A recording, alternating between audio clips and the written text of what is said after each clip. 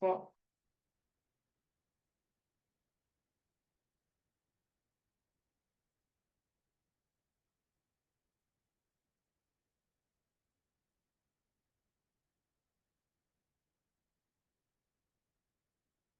Wala pa po? Okay, yung share sound. Wait lang po, wait lang po. Ayusin ko lang. Stop ko po muna. Okay. Wala pa naman po nakapasok.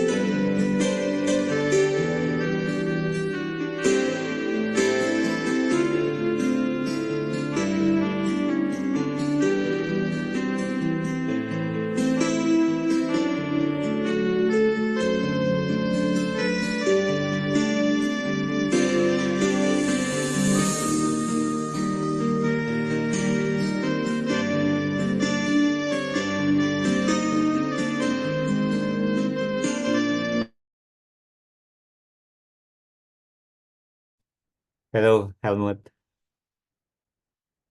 Morning. I think the microphone is still muted.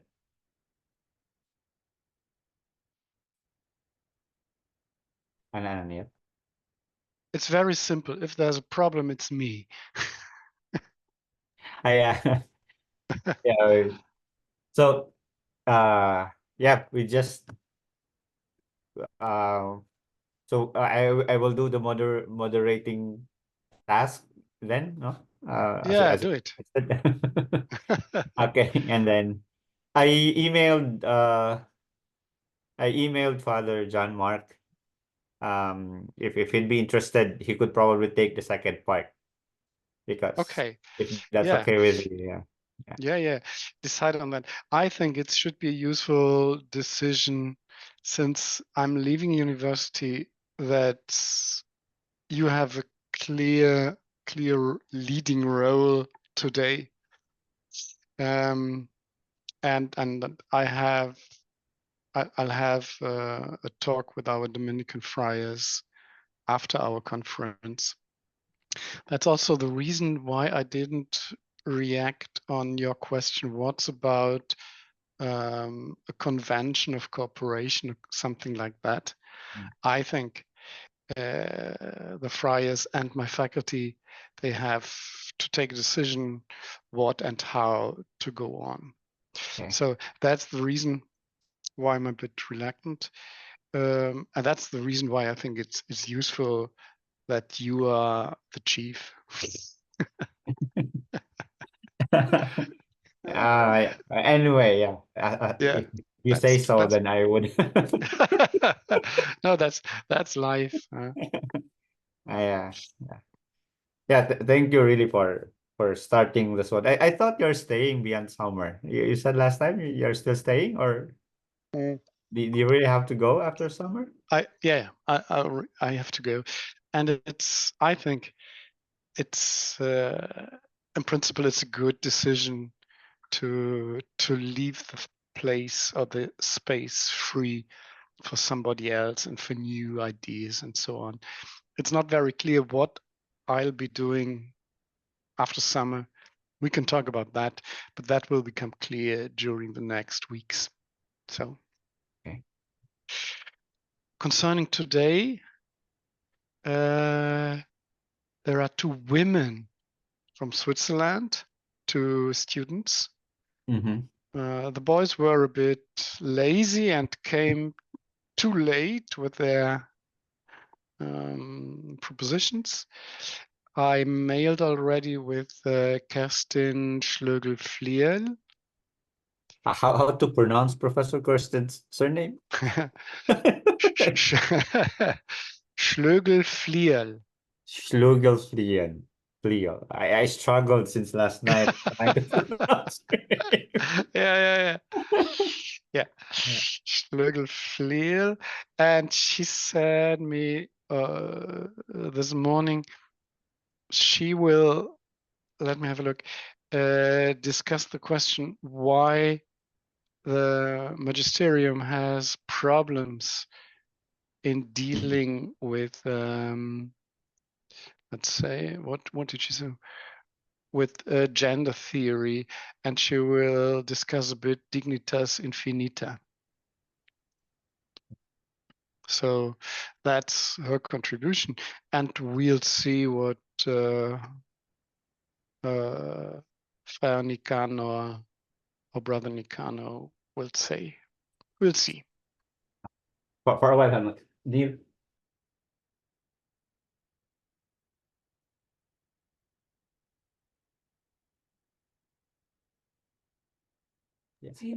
Yeah, I'm sorry. They're asking if should we admit participants now or we wait until 2:05? Yes, I think we should, because it was not very clear for them Okay. whether it would start at 8 sharp. Oh no, yeah, well, it's 8:15 is written in there. So Yeah. if we need 2 minutes to talk. Okay. Yeah, I'll probably we would open the session by, I mean, we would admit them by 2:05. That's 4 minutes from now. Is that okay? Yes. Yes, that's okay. 2:05. 2:05. Unahin ko lang si Benson ako isang speaker. Si Prof. At 2:05. Thinking here. Yeah. Yeah, because I think Dr. Professor Kerstin is also already in the waiting room. So they're asking me if we're going to admit her already. But anyway, we'll do the preparations. I mean, Yeah. Shall I send her just an information that she should wait 5 minutes, or will she be allowed to get in? If you want, we can let her in already. Yes, that would be reasonable, I think. All right, I'll tell them. I'll tell the technical. Yes.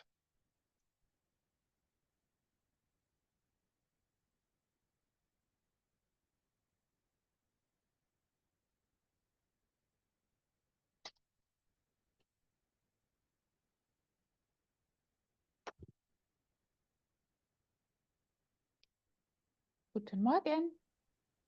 Guten Morgen.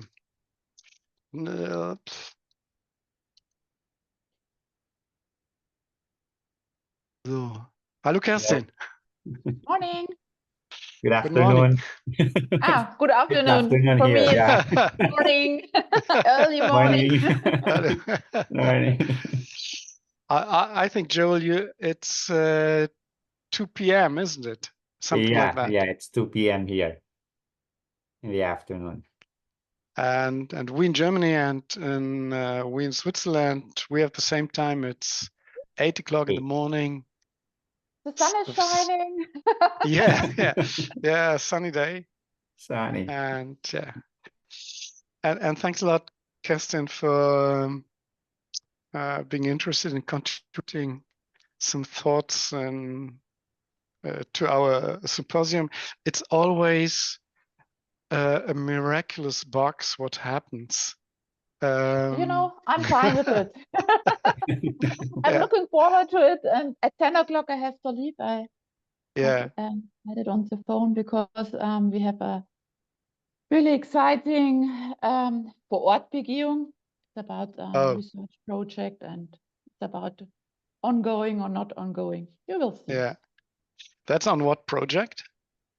It's about transformative thinking. It's about how to think environment in the future. And I have a doctoral student on it and transformative literacy at school. I'm doing things in transformative science because as University of Augsburg is very well known on this issue. Transformation, environment, climate resilience, these are the key research programs at my university. And I have a doctoral student. Yes, I love it. It's fine. I love it.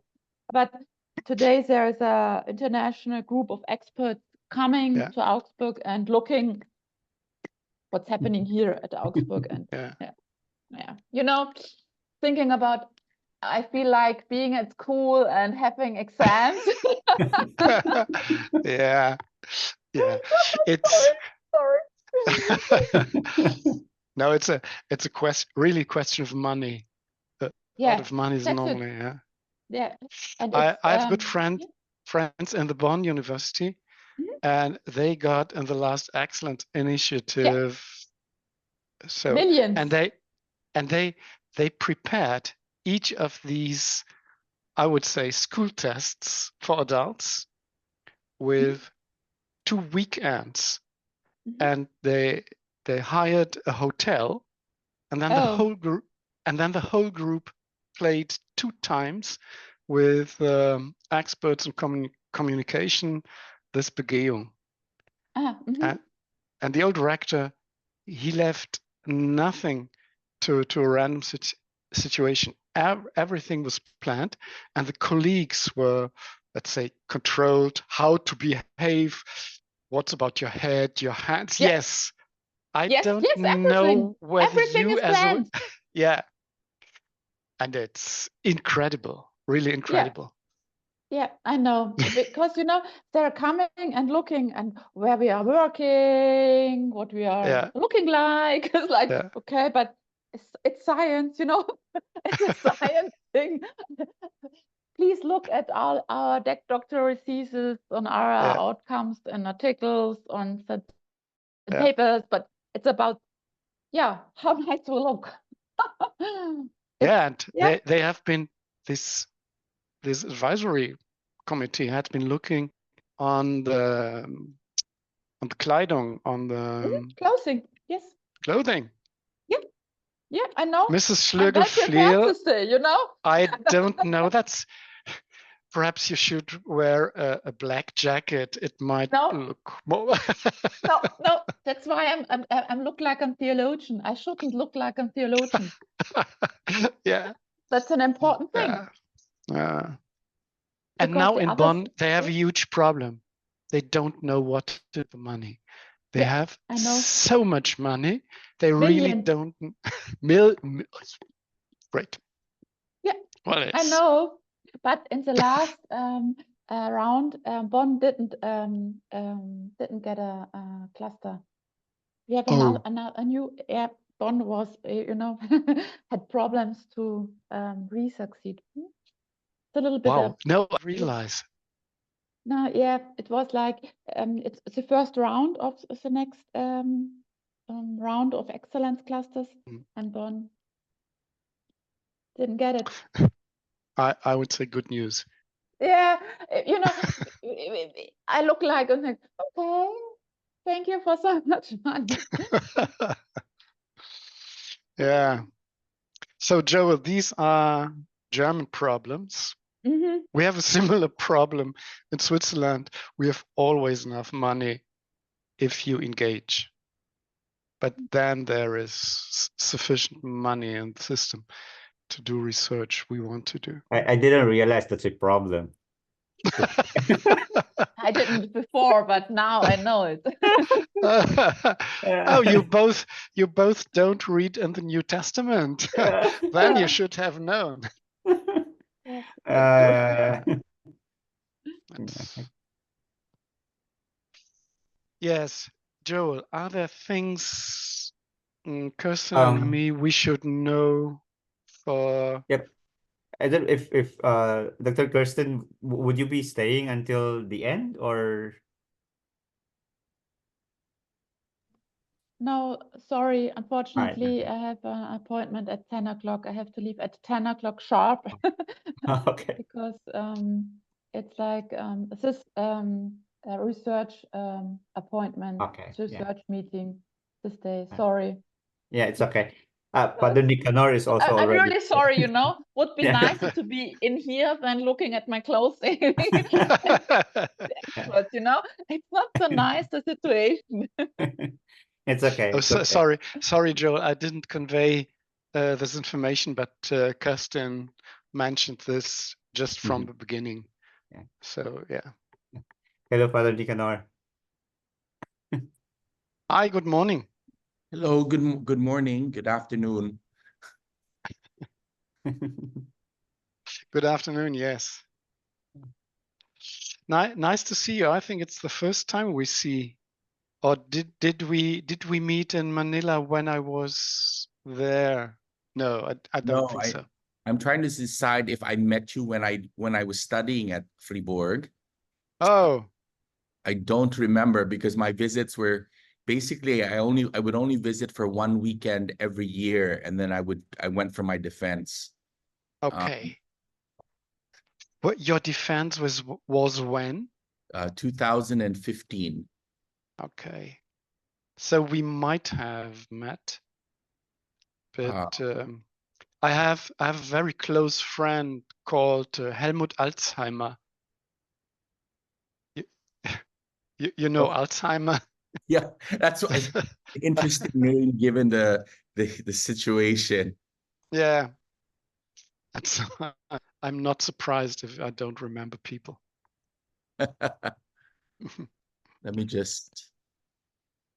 Yeah, I think since both our speakers are already here, we let the others enter the Zoom already, so we can start. Yes. All right. Yes. Okay, I'll just tell the technical. That's fine. But do you still know Friend Nicanor, some of my Dominican colleagues, Emmanuel Durand or Bernard Blankenhorn. Blankenhorn. Yes. Yeah. Bernard and I were student brothers together. He was from the Western province. I was from the Eastern province. Oh, yeah. So because the friars from the Eastern province of the United States, our first year of philosophy was done in the California province. So I was over there, and that's where I got to meet them. Okay.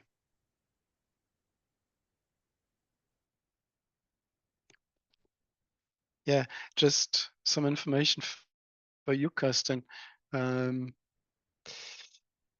We are these small Dominican-based network. We are a faculty. As I mentioned, I wrote to you in Fribourg, and I had the chance to visit Manila for the opening conference. And Manila, it's just huge. You are, I think, Joel, 30,000 students, and Ibadan, that's just a university in the process of starting, of creating.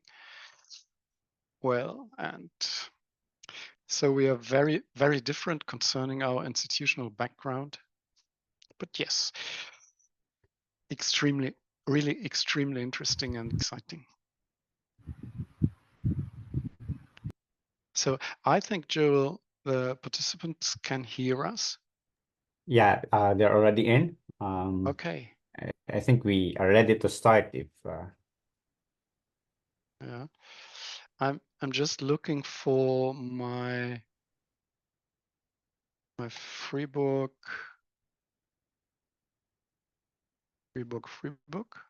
guys. I hope they'll be there.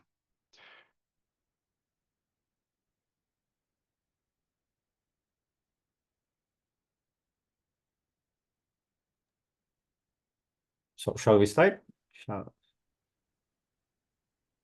Well, in Switzerland, it's 2:13. Oh, okay. 2 more minutes. But yes, feel free. All right, so probably will begin the symposium. Thank you once again for coming. Good morning for those who are in Europe, and good afternoon for us here in Philippines and in Asia. Thank you for coming and joining this fourth CoMIF symposium. To begin our program, may I request Brother Kevin Emmanuel Macandile, the President of the Theological Society, to lead us for the opening prayer. In the name of the Father, and of the Son, and of the Holy Spirit. Amen. Almighty and ever-living God, we thank you for this opportunity for gathering our communities from Manila, Ibadan, and Fribourg to discuss the wonderful gift that is sexuality. Through this academic endeavor, help us to reclaim the beautiful gift of our sexuality that has become a subject of many controversies addressing the signs of the times. Help us to experience that it is you who are calling out to us in these desires. When you said it is not good that the man is alone, you shared with us a glimpse of your own aloneness, desire, and love for us, and in all of creation. And we, in our sexual differences, call out to you and for you, desiring to break out of our aloneness, restless until we rest in you, as St. Augustine prayed. May the participants of this symposium, teachers, students, scholars, and academicians from various communities of faith, guide and help us to celebrate and believe in the basic goodness of our sexuality, that it is your gift meant to be a source of pleasure, love, commitment, and the miracle of offspring. May we properly respect this great power in ourselves and others, guiding and taming it so that it does not become abusive or addictive. Bless our speakers, discussants, and reactors, that their words and deeds always begin with your inspiration. Keep showing us how you share with us a participation in your own divine, creative, and loving power through our sexuality. We give you thanks for entrusting us with this gift, and we make our prayer through Christ our Lord. Amen. Saint Thomas Aquinas, pray for us. In the name of the Father, and of the Son, and of the Holy Spirit. Amen. Thank you, Brother Kevin, and welcome once again to this fourth CoMIF. For those who may not be familiar with CoMIF, CoMIF is an acronym first proposed by Professor Zander to informally describe the collaboration or the cooperation of three universities, Manila, Ibadan, and Fribourg, and so MIF, the collaboration of Manila, Ibadan, and Fribourg. So we have the University of Santo Tomas for Manila, the Dominican University of Ibadan, and the Fribourg University in Switzerland. So as written in the flyer, the binding what binds these three universities together is our Dominican identity, and the CoMIF was born as an attempt to respond to the call of the Master of the Order to promote the collaboration, especially of the Dominican institutions of higher education, and we are very thankful to the initiative and persistent effort of Professor Helmut Zander and of Father Dokun Yashula for birthing the first activities of CoMIF. As mentioned, this is the fourth one. We had the three previous ones, and the group is growing. We have two priests from DU who joined us in the organizing team, and then Professor Dr. Basas also from USD has joined us. And in fact, we are thankful to the I think the majority of the students who are here also are coming from the Theological Society, the student organization of the Faculty of Sacred Theology of USD. So as we begin, let me just allow me to very shortly go through the agenda for today. So our theme is sex and gender.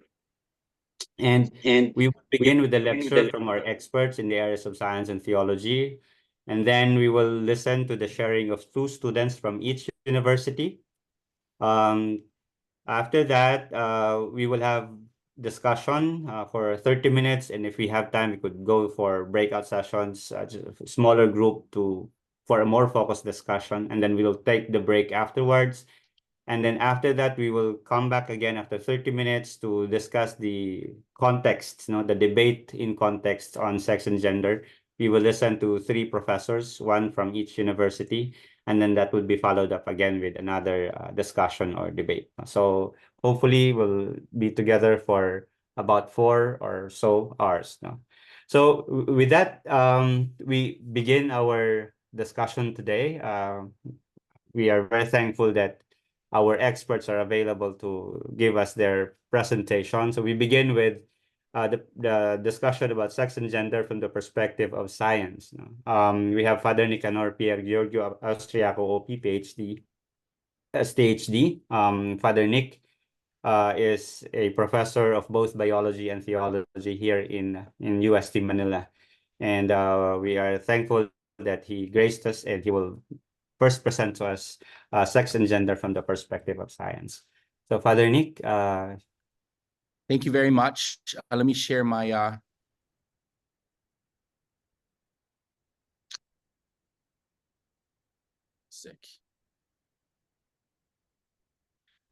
So hopefully you can see my slides. So thank you very much for the kind invitation to present today. I have 15 minutes to present some of the salient facts on sex and gender from the scientific perspective. So I'm going to try to cram everything in. So forgive my speed. I'm going to try to cover most of it. And so in the next 15 minutes, I'd like to present on 4 very specific topics. What is sex? What is sexual dimorphism, gender, and the gender dysphoria? And hopefully you will see most of this is a perspective from the perspective of Darwinian evolution, because I think it's important from a biological perspective to highlight that evolution is behind the way a scientist looks at sexual difference. So when we talk about sex, we have to begin by pointing out that from an evolutionary perspective, it is an adaptive trait in reproductive species that allows for greater genetic variability within a population. So sex is there to mix genes in every generation, because one of the things we understand is that the greater the genetic variability in a population, the more resilient the population is to natural selection. And so the way that biologists look at sex is that in sexually reproducing species, gametes are made. Gametes are eggs or sperm. And the individuals that make the smaller gametes are called males. And the individuals that make the larger gametes, sometimes called eggs, are called females. And so that's how a biologist understands male and female. And so I've written articles on this from the Thomistic perspective, that and St. Thomas Aquinas would point out that what we are is revealed in how we act. And so I proposed in several publications that males and females should be defined by their capacity to make either smaller, and therefore males, or larger gametes. And this is regardless of how they look. So we're taking into account all the intersex conditions, which are present but relatively rare, where individuals at birth, it's not clear from looking at the external genitalia if the individual is male or female. What I have proposed following St. Thomas is that it's not how you look, but what you are capable of doing that defines male or female. And this will help in terms of even genetic constitution.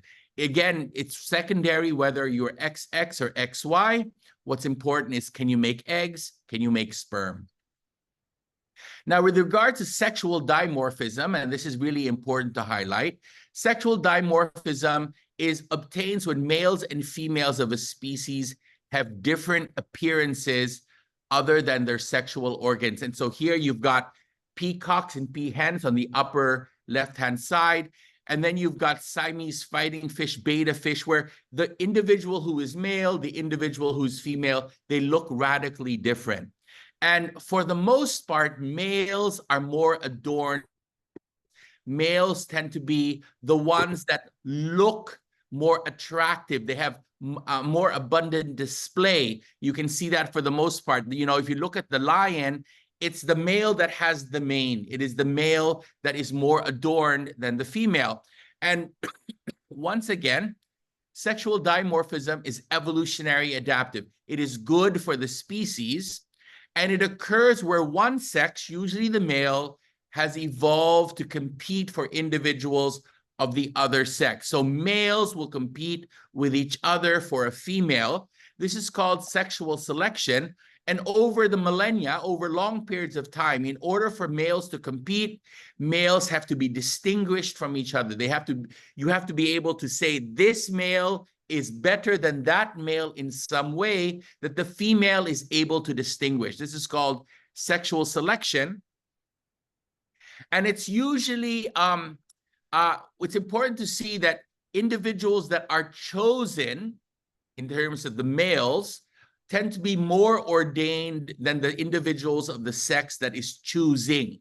So if you have sexual dimorphic individuals in a species, you can tell who is choosing because the choosing sex is drab, it is boring looking, while the sex that is chosen is again more ornate, more adorned.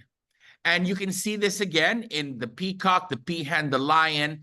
But what is striking is there's one exception, and it's the exception that illustrates that illustrates why you have differences between males and females. So if you look in seahorses, the male on the left, the female on the right, the female is actually more ordained, adorned than the male. The female is brighter, the female is larger, the female looks more attractive than the male. And the reason for this is that in the seahorse, the male is taking care of the offspring.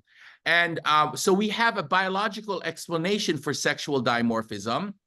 The sex that invests more in the rearing of the progeny, the children, of the offspring, tends to do the choosing amongst in that species. So in this case, the male, it takes care of the baby seahorses. So the male chooses amongst the females. So the females compete with each other for the male. Now, sexual dimorphism is also present in humans. One of the most visible signs is that men tend to be larger than women. But I would like to highlight that sexual dimorphism exists in the human brain, so that over the average, and remember, this does not mean that every single female is smaller than every single male. It just means on the average, females are smaller than males. You have similar situation in their brains. So there are particular regions in the human brain that tend to be larger on average in the female, and there are other regions that tend to be larger in the male. What's striking is that even preferences for toys. So a lot of people believe that toy selection is socially constructed. The toy selection is all about culture. But what is so interesting is that if you look at other primates, what you can see is that vervet monkeys also display preferences for toys, where the males will prefer trucks and police cars, and the females will tend to prefer dolls. Again, suggesting that there are preferences that are wired in the brain. Now, why is this? Because one of the things people don't appreciate is that the brain is a sexual organ. From a biological perspective, we tend to look at the external genitalia as sexual organs, but the brain is a sexual organ. It is sexual dimorphic because the brain is one of the organs that is adapted for mate choice and care for progeny. So the human brain is also involved in sexual selection. Now, and so this is why I point out to my students is that individuals who deny the reality of sex and sexual difference are actually denying the reality of evolution, because sex and sexual differences are a product of the evolutionary process over millions, if not billions of years. Now, when we move to gender, gender is an identity. And so you see that throughout the world. It is a person's self-identification as a woman, a man, or another. And it is often tied to social roles and social expectations. And it's distinguished from sex. I was first distinguished from sex by John Money in 1955. Now, what is so interesting in the debates in the United States is that gender has now been reduced to a feeling. If you ask someone, are you a man? Are you a woman? It's how he or she feels. Filipino is also an identity, and Filipino is determined by objective realities like, am I born in the Philippines? Are my parents Filipino?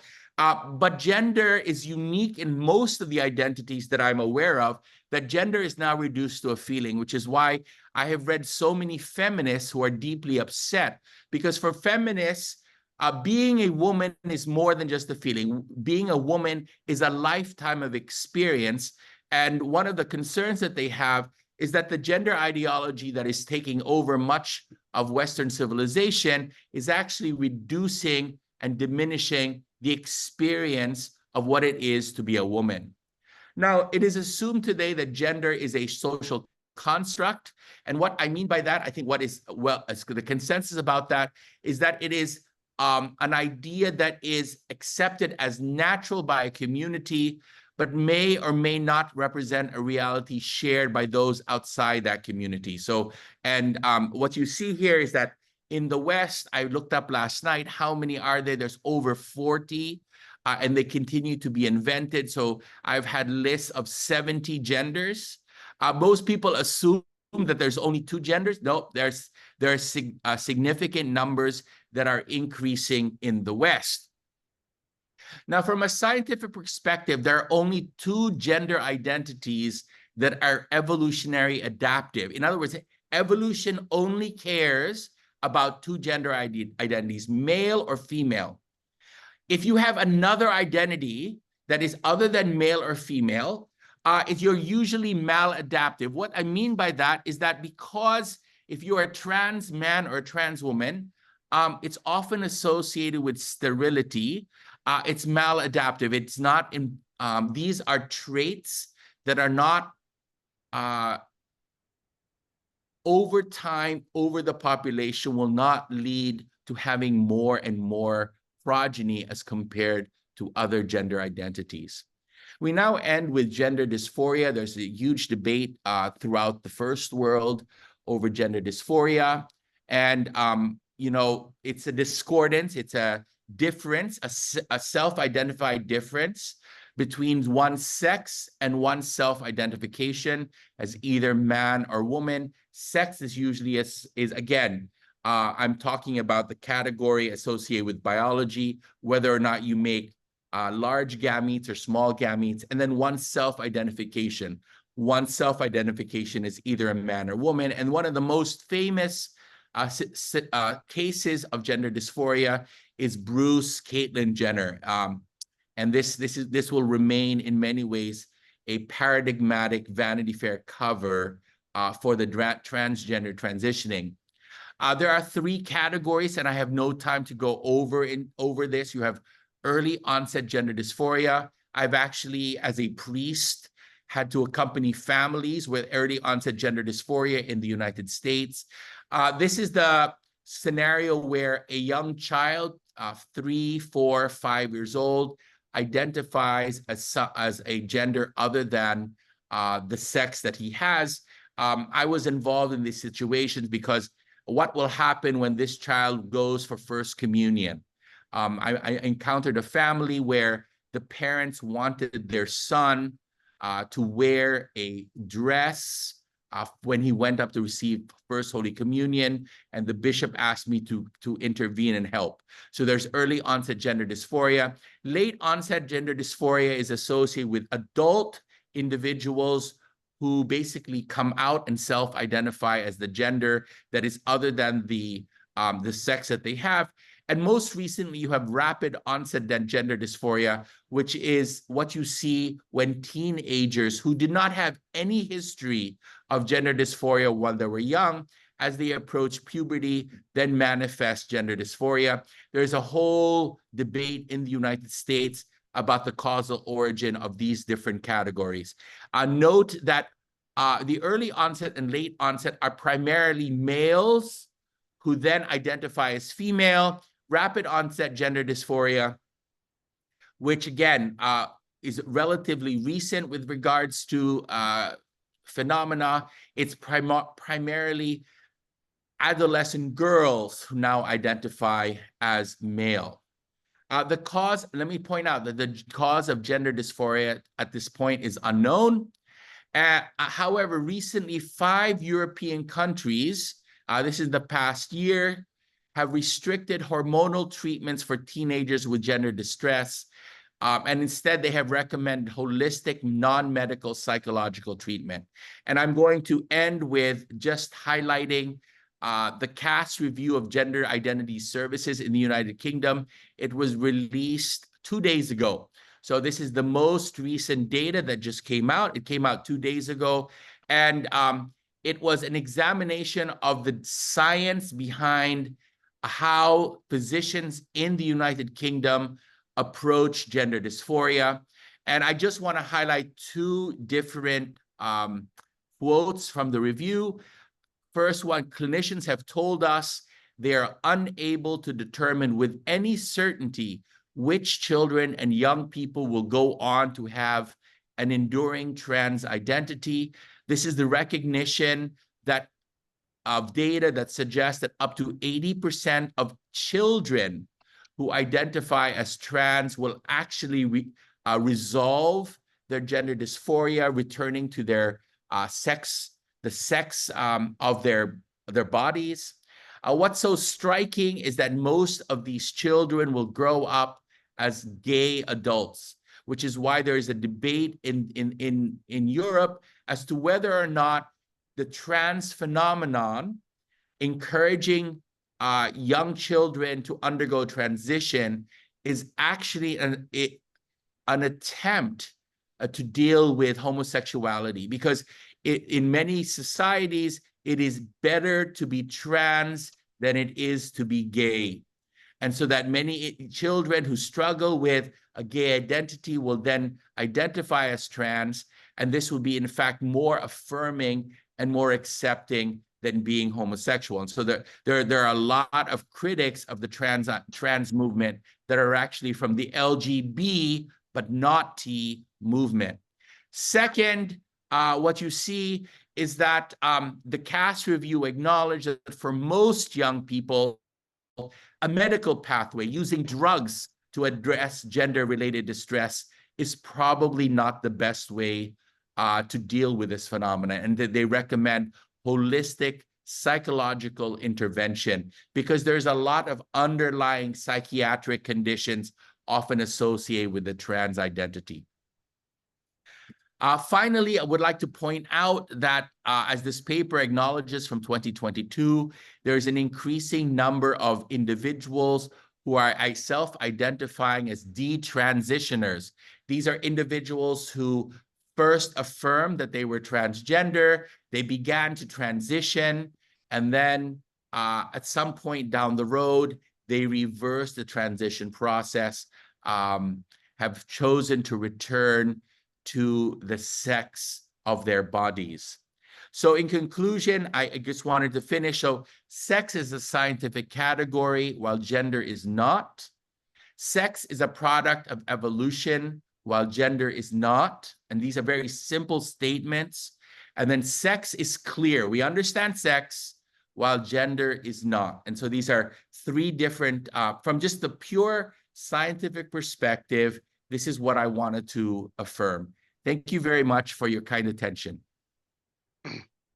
Thank you very much, Father Nick. We have a limited time for the presentation, unfortunately, but but you were able to give us a good amount of things to think about and to ponder on. We will go back to some of the themes that to many of the themes that Father Nicanor has given us when we go to the discussion later on. But I think unfortunately Father Nicanor also will not be able to join us for the discussion because he just came from the United States, and I think he had a very long flight, and so he has to rest also after this one. Thank you, Father. We will go back to some of the things that you mentioned when we do the discussion later. We will now proceed to the second lecture. So the second lecture will be given to us by Professor Dr. Kerstin Schlögl-Flierl. Sorry, Professor, I've struggled since last night how to pronounce the surname. Yeah, and then Professor Kerstin is the chair of moral theology at the University of Augsburg, Germany, and she will now give us the talk on sex and gender from the perspective of theology. Professor? Thank you so much for the invitation. It's fine for me to be Kerstin because Schlögl-Flierl, I know it's very complicated. You know, I'm just such a long way married. That's why I have two names.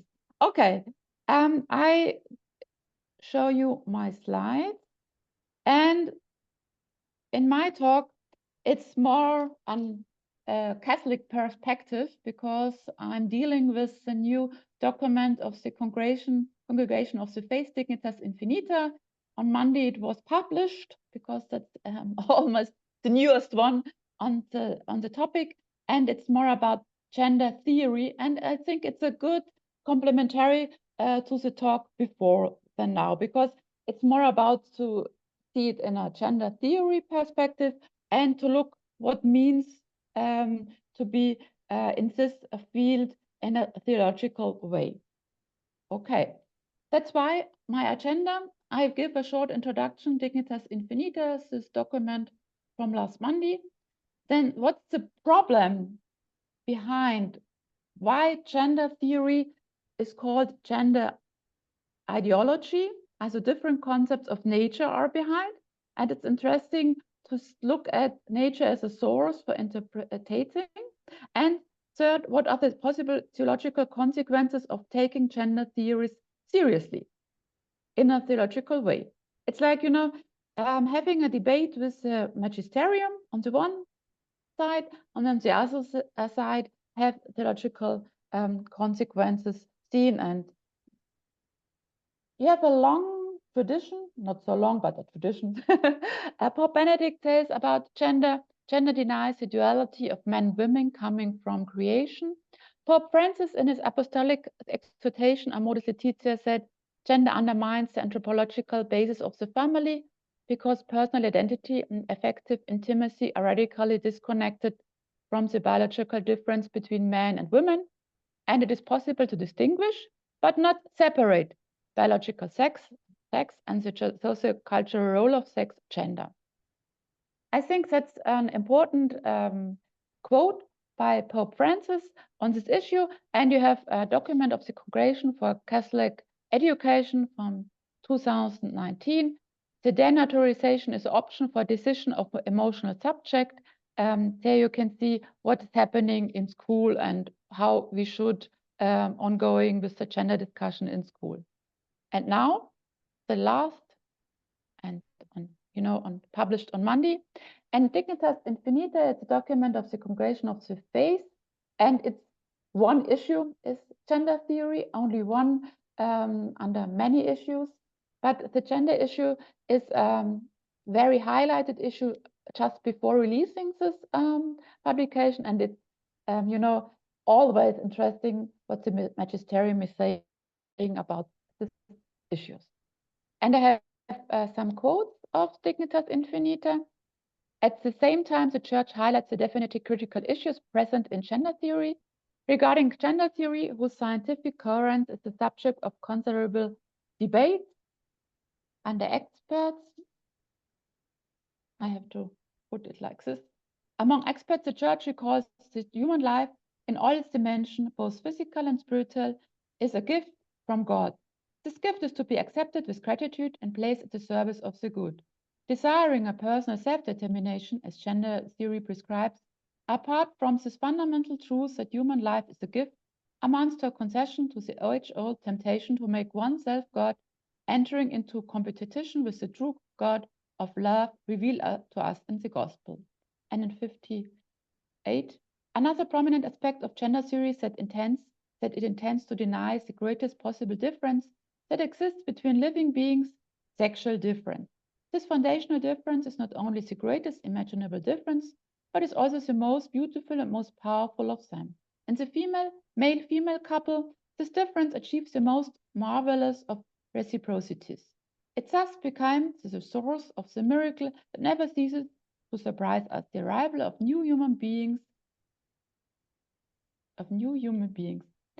And 59, in this sense, respect for both own body and that of others is crucial in light of the proliferation of claims to new rights and advanced by gender theory. This ideology envisages a society without sexual differences, thereby eliminating the anthropological bias of the family. The both are mine to have a little bit highlight you and to give you a hint how to read this text. And then it thus becomes unacceptable that some ideologies of this sort, which seek to respond to what are at times understandable aspirations, manage to assert themselves as absolute and unquestionable, even dictating how children should be raised. It needs to be emphasized that biological sex and the social cultural role of sex, gender, can be distinguished but not separated. You see there is Amoris Laetitia quote, and Pope Francis, or the Congregation of the Faith, refers to Amoris Laetitia and this quotations in this exhortation. Okay, that's the new, or not the new, but the newest quotes from the Congregation of the Faith. What's the problem behind? Why we struggling? Yes, and now it's a Western perspective, but why we are struggling with this? Catholic critics identified with the term gender as a radical intervention in anthropology, speaking of gender ideology. And the understanding of gender behind is detached from biological specifications, only social constructed, really acceptable. This attributions to gender ideology you can read in many texts of the magisterium.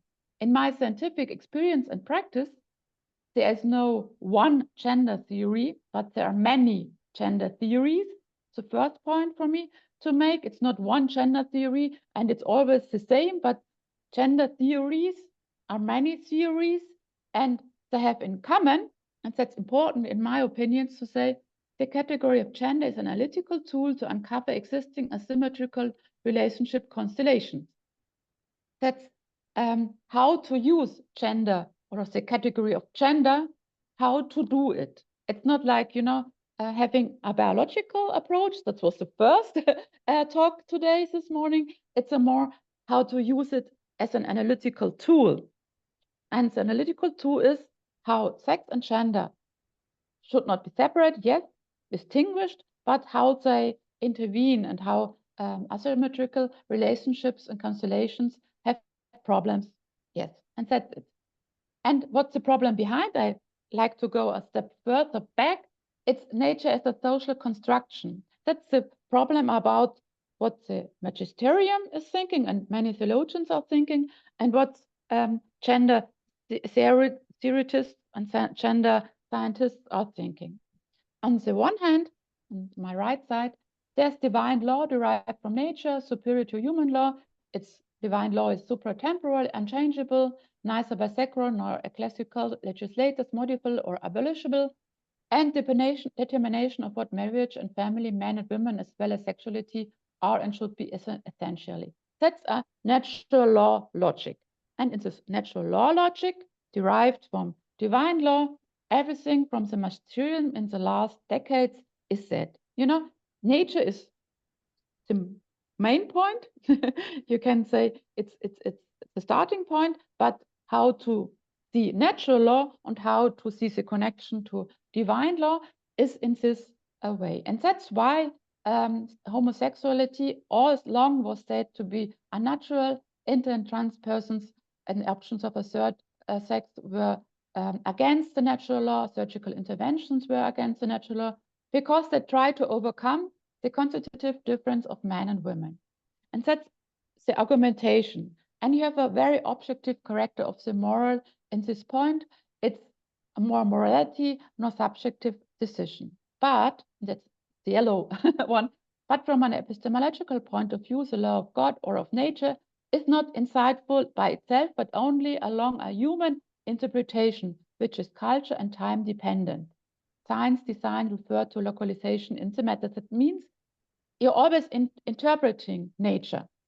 You can say it's nature and how to see nature. And you have to find an interpretation of nature in the foregoing lecture.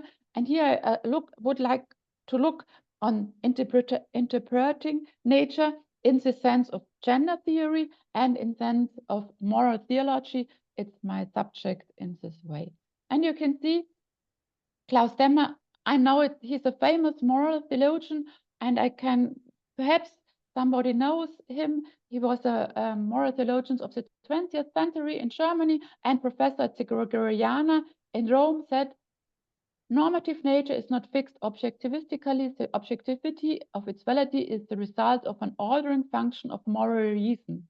Nature is therefore an open field of disposition that is only made speakable through understanding and interpretation. And in this way, our scientific theological approach is to say, you can find nature, but it's a human interpretation of this nature. Gender and queer studies, it's no longer gender studies, it's more queer studies, have a concept of nature, nature is a social construction, since already description of nature is a pre-discursive given, is one formed by discourse.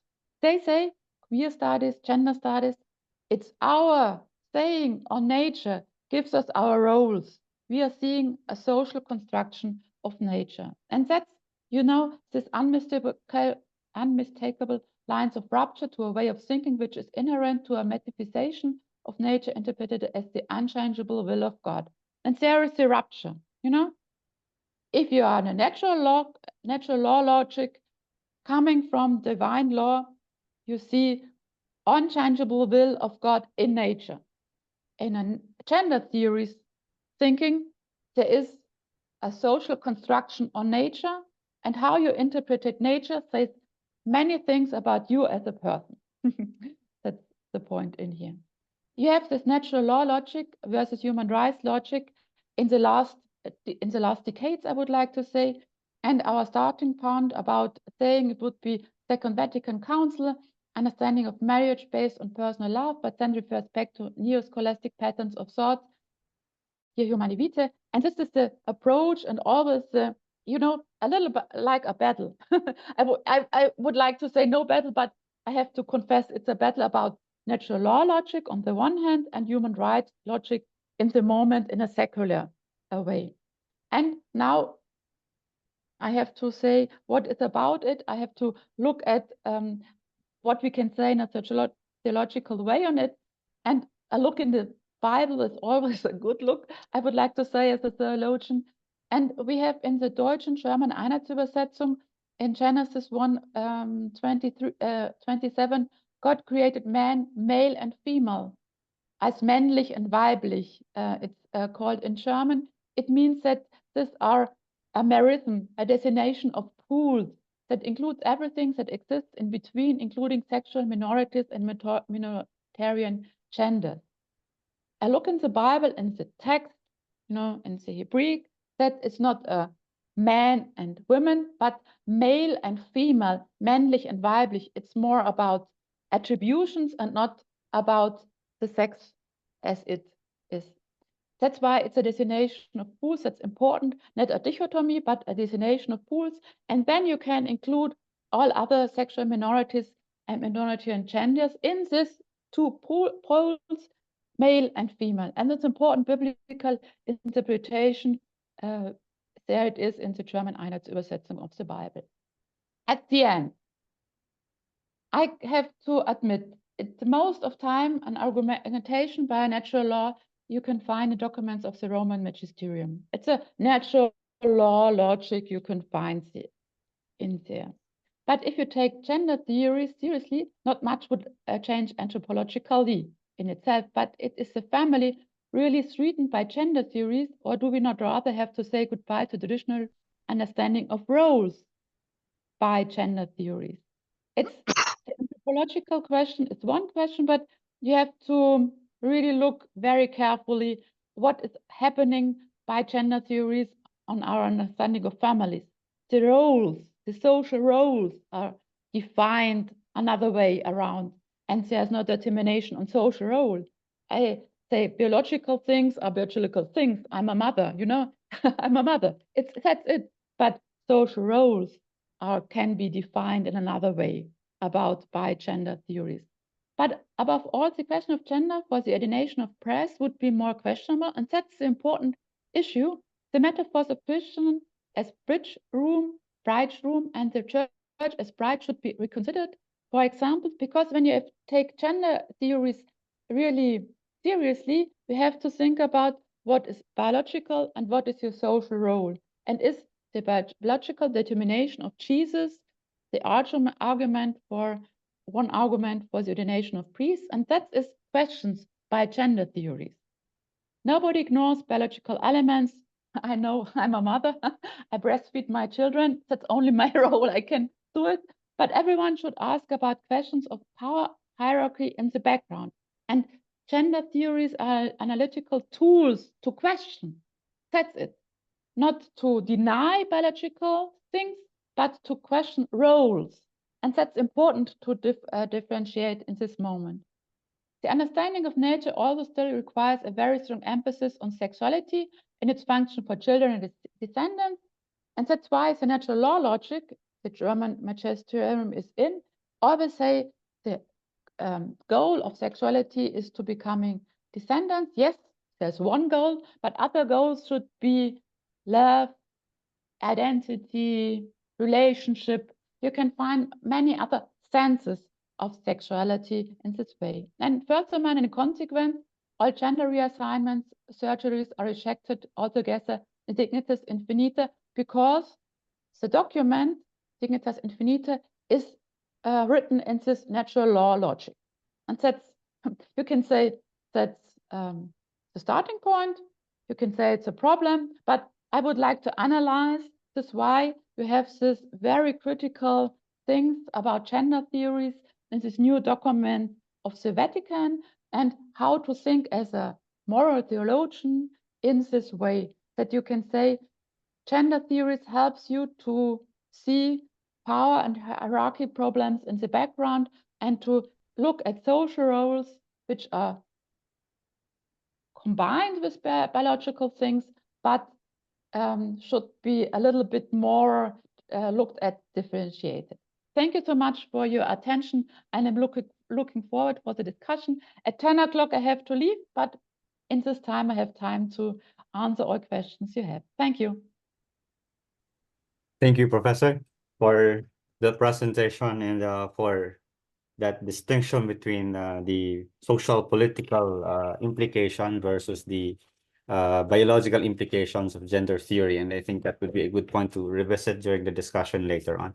In our program, the next parts will be the sharing of the students before we proceed to the discussion. I think we still have time because Dr. Kerstin will be staying until 10 o'clock, so we have an hour. So we will do the 30-minute student sharing, and then we'll proceed to the discussion right after.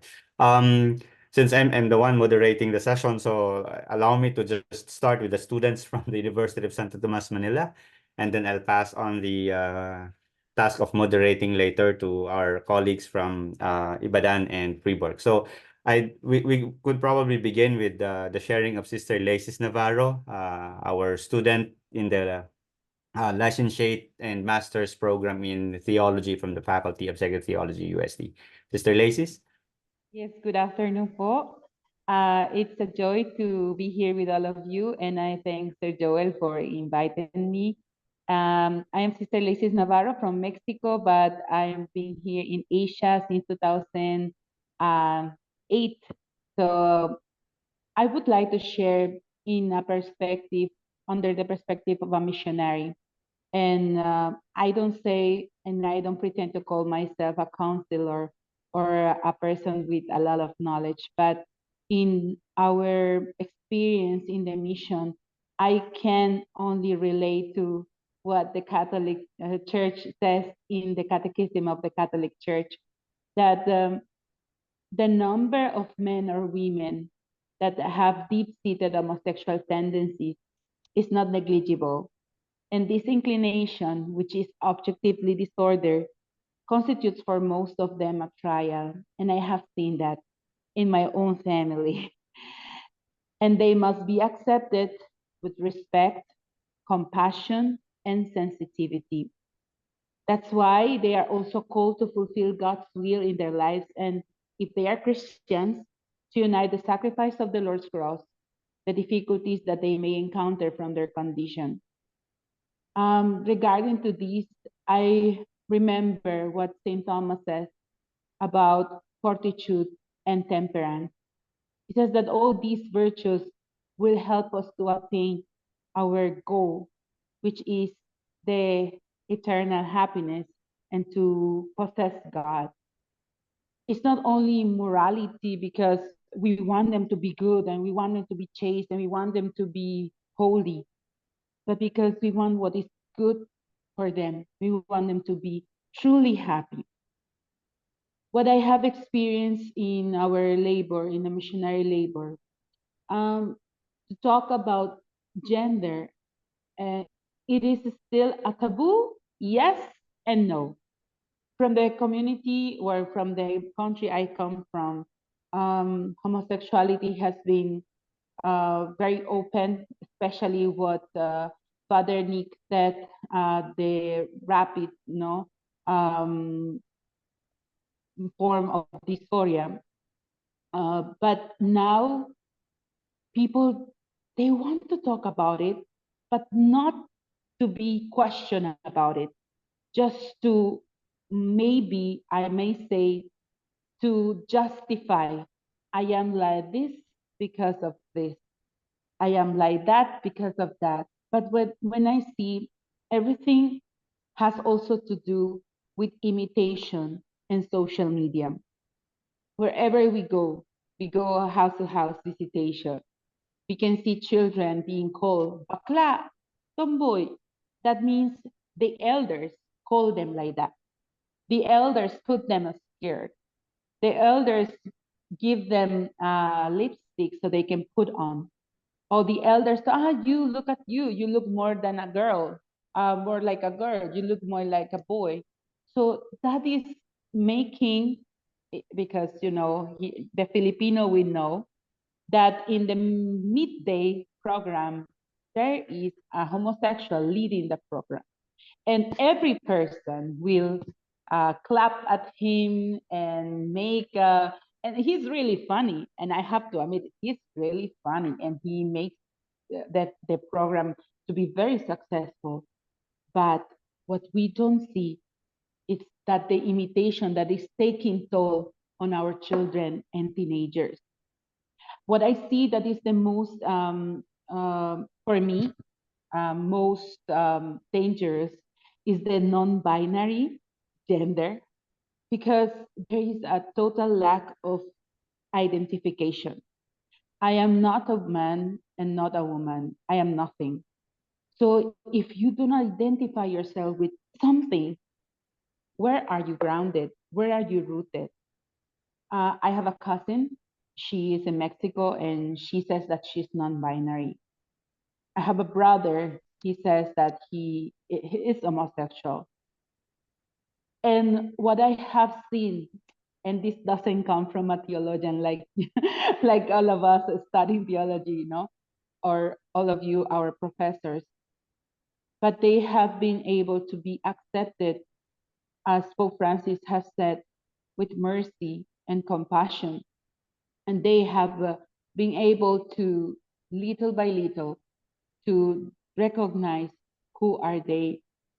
And at the end of my sharing, I just would like to commend all the efforts of people, especially Courage International and Courage Philippines, to help and to accompany those who have gender dysphoria, those who have same-sex attraction. Recently, I watched some symposiums and also talks of a counselor. His name is Brian Shen, and he belongs to the Archdiocese of Singapore. He's a very good counselor, and he's helping many people, not only to say, oh, where is the problem, but to accompany. So I think for us in this symposium, if with what we have heard from our professors, it can be a good ground for us, or a good foundation for us to be open and to meditate, to reflect, and also to have the tools to accompany all these persons that need our compassion and mercy. Not because we are more than them, not because we are better than them, but because all of us, we are on the same road to the eternal happiness. Thank you very much. Thank you, Sister Alexis, for that sharing. We now proceed to the second student from UST Manila, Sir Ivan Gozum. He is a student of, Ivan is a student of the PhD program of the UST Graduate School. Sir Ivan? Thank you, Dr. Sagut. Good day, everyone. First, I thank CoMIF and CTRSC for this opportunity to share my reflection. So, the debates on gender theories and ideologies have been going on around the world, as well as here in the country, in the Philippines. As I have observed from college up to now, there are usually three types of people when it comes to these debates and discussions that I have observed. First, there are those who are very outspoken in support of practically all gender advocacies, including gender theory. Second, there are those who are against practically all gender advocacies and espouse traditional views. The third one are those who lie somewhere between, who may support particular gender advocacies and, like the campaign against discrimination, disagree with other issues. Compared to the other two, this group is usually silent and but often in my sharing, I want to highlight what I observed, the dynamic of the group have identified. Whenever gender issues are brought up, even simple or gender arise. So the first group tends to be assertive and defensive of their rights, especially in view of what they feel to be an injustice or discrimination against them. Meanwhile, the second group tends to react perceiving gender ideologies as something that does not align with their beliefs, personal values, and all. More often than not, both of these groups express valid points, but they're seldom aware that their strong convictions sometimes lead them to close their minds off to the valid points of the other side. It leads to polarization and conflict. Instead of dialogue, what prevails is an attitude of suspicion that breeds misunderstanding and contempt, an attitude of suspicion that views others as a threat. Meanwhile, in the third group, since they are less extreme and tends to be more open to listen and capable of dialogue. As students, especially of Catholic institutions, where gender issues always remain a hot topic because of the church's conservative stance, we students, most of the students, of course, wants to be heard. But to be honest, I think we also need to be formed how to listen if we really want to engage in these types of dialogue, especially right now. Many of our generation today have lost this crucial and essential capacity, especially maybe because of the echo chambers in social media and the culture of relativism prevalent in our today's post-truth society. Conservative or liberated, the inability to listen is a serious liability and an obstacle to the culture of encounter advocated by Pope Francis. We need to get more of us into the middle, which aside from being a kind of us of the Aristotelian mean in terms of rationality, it also serves as a genuine space for encounter, empathy, and comprehension whenever we engage into gender debates, especially today. Now, this leads us to ask what kind of environments are we really building, especially as Catholic institutions for our students? Are we polarized spaces that leave some students feeling outcast and left out, or genuine middle spaces where the views of each one are honored, validated, and welcomed, but at the same time challenged, expanded, and enriched? As demonstrated in the latest declaration, Dignitas Infinita, of the Dicastery of the Doctrine of the Faith on Human Dignity, the Church highlights the definite critical issues present in gender theory. It does not cancel these issues outrightly. At the same time, it does not hesitate to engage these issues in conversation with both courage and humility, as well as unconditional respect and goodwill towards all. So I want to end maybe my reflection with a question. How do we create middle spaces where people can converse and potentially find common ground in these highly contentious topics, especially sometimes the issue goes beyond traditional values and the urge for self-expression. And that's all. And thank you very much for listening to my reflection. Thank you. Thank you, Ivan.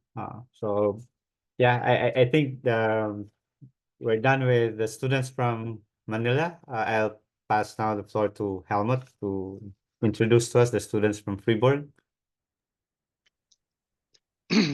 Yes, thanks a lot, Joel, for the organization and moderating.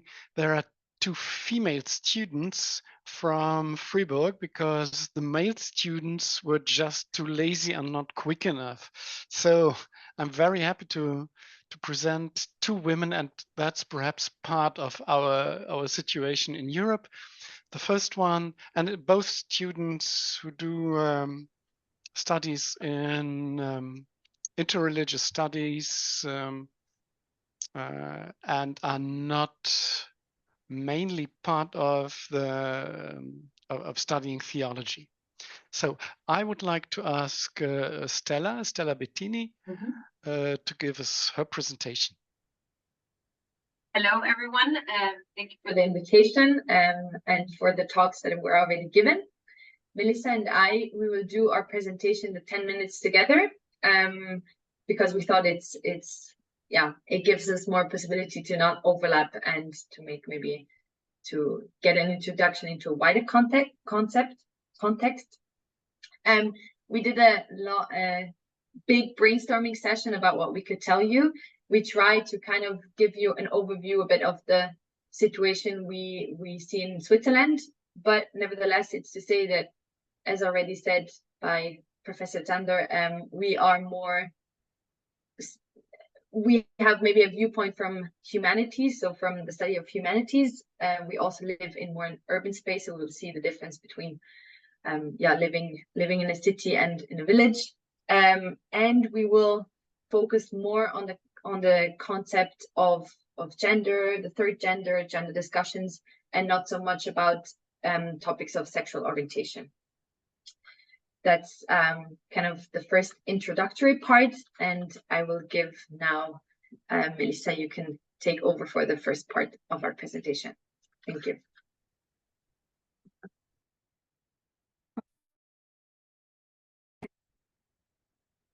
Do you hear me? Can I have Yes, thank you. So first, it's important to say that Switzerland is situated in Europe, so we are more or less in the geographical center of Europe. So it's also impacted by what happens in Europe. And someone already said that there are countries that mostly in the north that were very advanced in regard to the gender theories, but now they are coming a bit back. They're like in the north they were more liberal, in the south of Europe they are more conservative, and Switzerland is a bit in the middle, but south too, if we compare to other countries, and it's relatively conservative. But Switzerland has a very special position because first we have 4 official languages, and every canton has its own rules and its own laws. So it's not always the same between the cantons. Some cantons are more accepting of gender theories, other less, and it's we can see that with language, like French-speaking cantons are more liberal, and German-speaking and Italian-speaking cantons are more conservative. And there is also difference between land and towns. Like in the towns, they are more liberal, and in the land, on the country, they are more conservative. In our canton in Fribourg, it's also very interesting to see there is a divide too. It's political in general. It's not only about gender and sex, but like the north, where there are less mountains, is more liberal, and the south of the canton, and the valleys and the mountains, is more rural and also more conservative. And you can take on, Stella. Thank you. We will speak now maybe a bit, give you some bits and pieces of some debates that were political debates, votations we had in the last years, because it gives like an image of what gets discussed maybe in a broader context. So in 1st July 2022, we voted on same-sex marriage, which got accepted in Switzerland. We have also voted on the extension of the anti-discrimination law on the basis of sexual orientation. So if someone gets discriminated on basis of sexual orientation, this is now not punished, but it's by law forbidden, let's say. We also had in 2022 the discussion about an introduction of a third gender on official documents. This means for official documents, statistics, to get away from kind of the duality male-female, which would exclude many people. So they say the people who wanted to introduce it, but the Federal Council rejected it, saying that kind of the duality male-female is still very much anchored in Swiss society. With the third gender comes also the whole topic of the introduction of a gendered language. So this means that equal linguistic representation of women and men and non-binary people. So this topic, I feel at the moment, is very politicized from both sides, more the left, the parties on the left spectrum and on the right spectrum. We had recently a school gender day needed to be cancelled because of protests from more right-wing parties in the country. So they also taken up the anti-gender discourses into their political agenda. So they speak of gender mania, the gender ideology between the left. So we see it's kind of a clash a bit between more left-wing parties and right-wing parties. So yeah, there's the whole idea of gender inclusive language, the introduction of non-binary models, as I said, in documents, toilets that are non-binary. So this is really a hot debate at the moment where kind of political, maybe political parties get separated even more. That would be from the political side. I hand over to Melissa again. So now I will speak about media. And we have different kinds of media, not only social media. Media is about, I don't have the word, sorry. Well, television and paper, journals, and as Stella said, it is very politicized. So the debate is overrepresented in the media because I think that not everybody in the population is thinking about that, but then in the media we see it, we see the debates a bit all over. It's very present, and then there's the question of social media too, as another student mentioned. And there it is very polarizing. We know that we have we see only what we want, actually, and sometimes it is reinforcing our own views. So it's very polarizing, and my problem with that is with teenagers, because when you are a teenager and you are vulnerable, you can fall into a trap. And with what I study, I'm studying interreligious studies, and I have seen the mechanism of sects, and there is something very troubling about some of the mechanisms that we can see in rapid onset gender dysphoria with girls, because some of those mechanisms are very similar, if not the same kind of mechanisms as in sects, and there is a very like they take roots and they take the teenager outside of their circles and outside of the families. This is something that can be very troubling. And then I will go now to a more personal thing. I'm happy that I'm an adult now, and that I didn't grow up. That I didn't have to grow up as a teenager now, because I think that personally I would have been very vulnerable to that. I was kind of a tomboy when I was a girl, and I didn't really feel good as a girl, and I wanted to be a boy. Actually, I didn't know that it was gender dysphoria because we didn't talk about that. But then it was a very long process to reconcile with my femininity, and it is disturbing because I think that it's possible. And one of the professors, I think it's Professor Schlögl-Flierl, that said that like 80% of children will resolve their gender dysphoria, and we have to be careful and accompany and not push an agenda and not just be affirmative because it can be destructive, I think. So I think Stella has another anecdote. Yeah, I have an anecdote that goes a bit into another direction.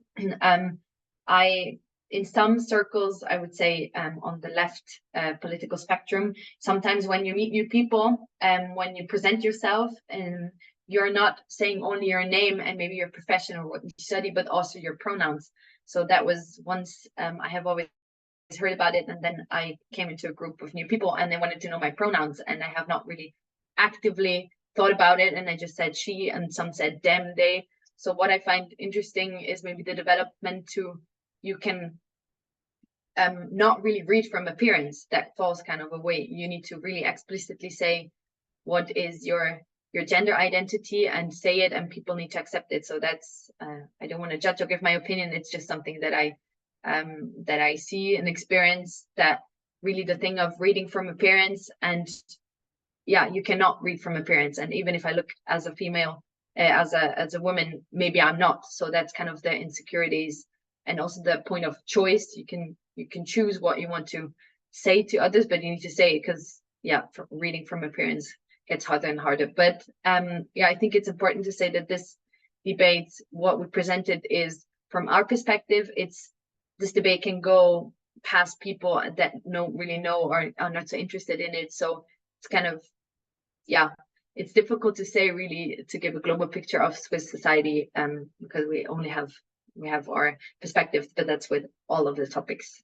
So yeah, I hope it was interesting, our point of view, our short overview, and yeah, we hand over to the moderators. Thank you.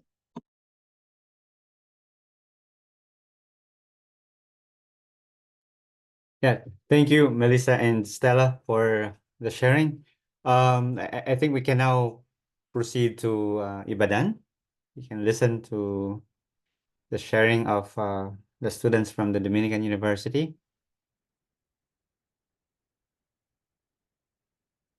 Father John Mark, can you introduce your students?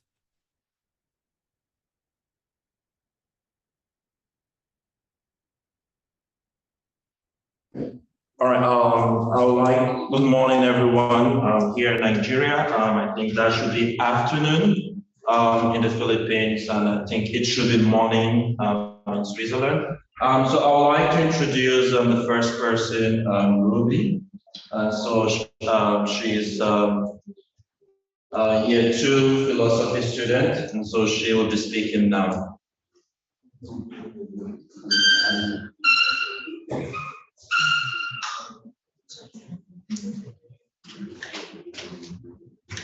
In today's world, few topics ignite as much debate and intrigue as sex and gender. Picture sex as fundamental building blocks, sorting people into male, female, or intersex categories based on their physical characteristics, genes, and hormones. Gender, on the other hand, is like a vibrant umbrella encompassing the roles we play, how we behave, and how we express ourselves.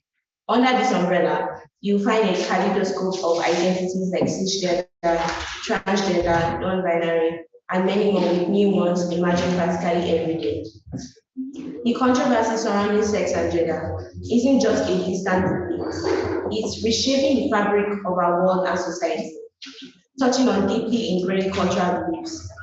Take Nigerian culture, for example, where there's a strict division between men and women, with gender roles deeply embedded in tradition. But as new ideas take root, some individuals are challenging these traditions, feeling you were born into the wrong body. This challenges the essence and the being of our culture, leading us to grapple with shifting identities and beliefs. And it's not just cultural norms that are being challenged. Parents are finding themselves navigating uncharted waters when it comes to their children's education and exposure to media. Discussions once confined to adult spaces are now infiltrating schools and even children's classrooms, introducing concepts like preferred pronouns such as she, them, he, them, they, them, and even more obscure ones like PMR, and gender identity at a young age. This leaves parents feeling uncertain and powerless as they watch their children navigate a world where traditional norms collide with modern ideas. In Africa, one significant implication looms large: the impact on our youth and future generations. As acceptance of diverse gender identities grow, concerns about declining birth rates surface. After all, a transgender woman can't bear children, and a transgender man can't provide birth. This leads to fear of a dwindling population and a generation grappling with identity crisis and conflicting teachings. In the end, the debate around sex and gender is a roller coaster ride with no clear end in sight. It's a complex issue that touches every aspect of our lives, from culture and tradition to family and identity. And as we continue to navigate this ever-evolving landscape, one thing remains uncertain: the journey is far from it. All right, we just heard Ruby speak. So the other person is Daniel. He is a year 2 theology student. And so, Daniel.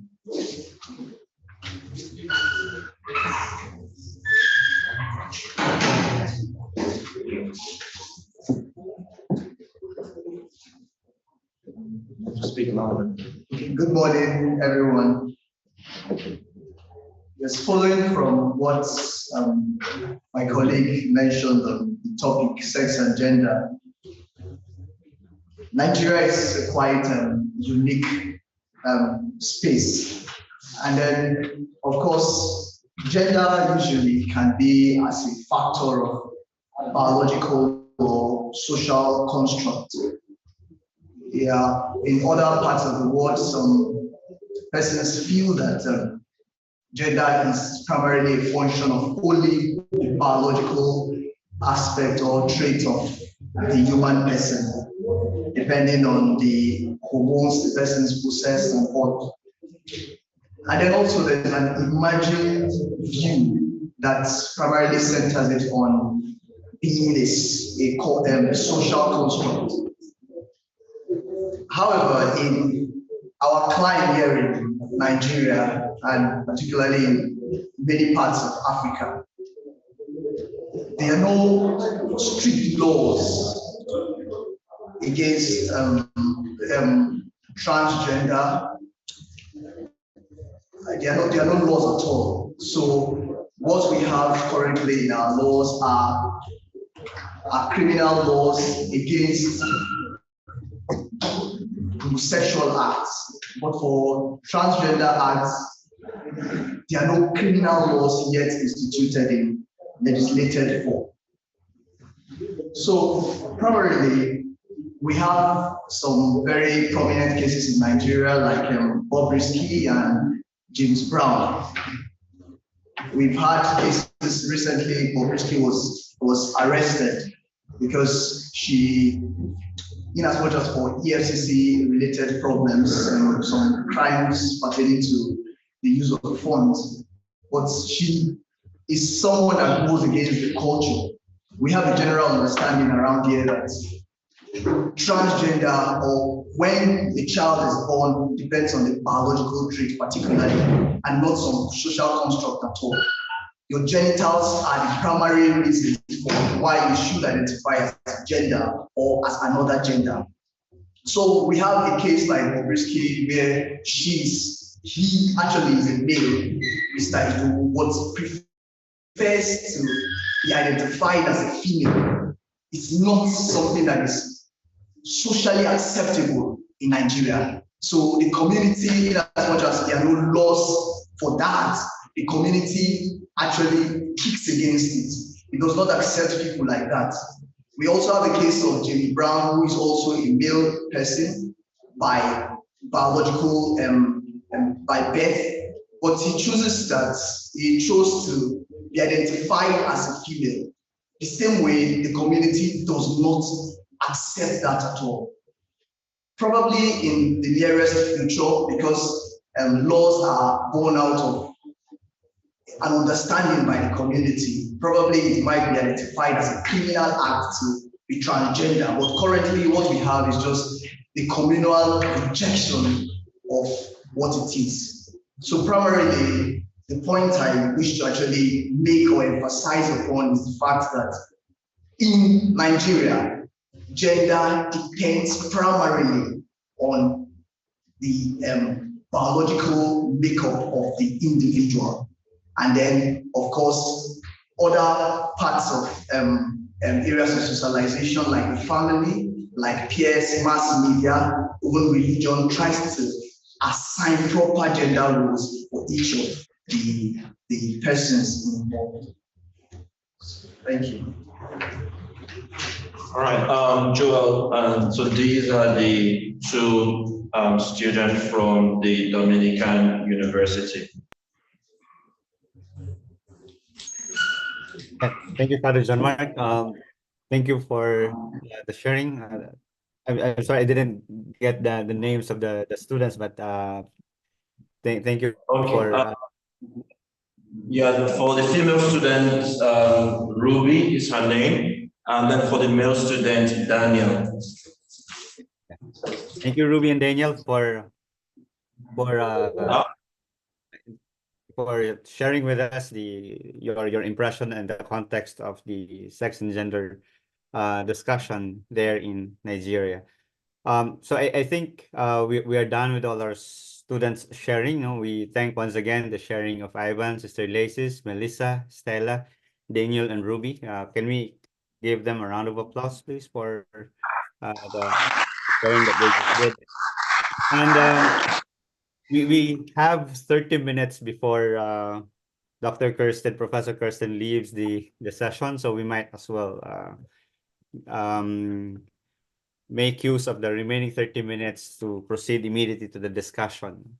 So we could probably start in case there are questions that has to be addressed by Professor Kerstin. Then sorry, Professor, I'll just call you by the first name because that's much easier for me. Everything is fine. It's all normal. All right. We can probably start with the questions now. Probably just to have some sense of order, if you want to raise a question, kindly press the raise hand button and I'll acknowledge you so you could raise a question. Benny. You have any or?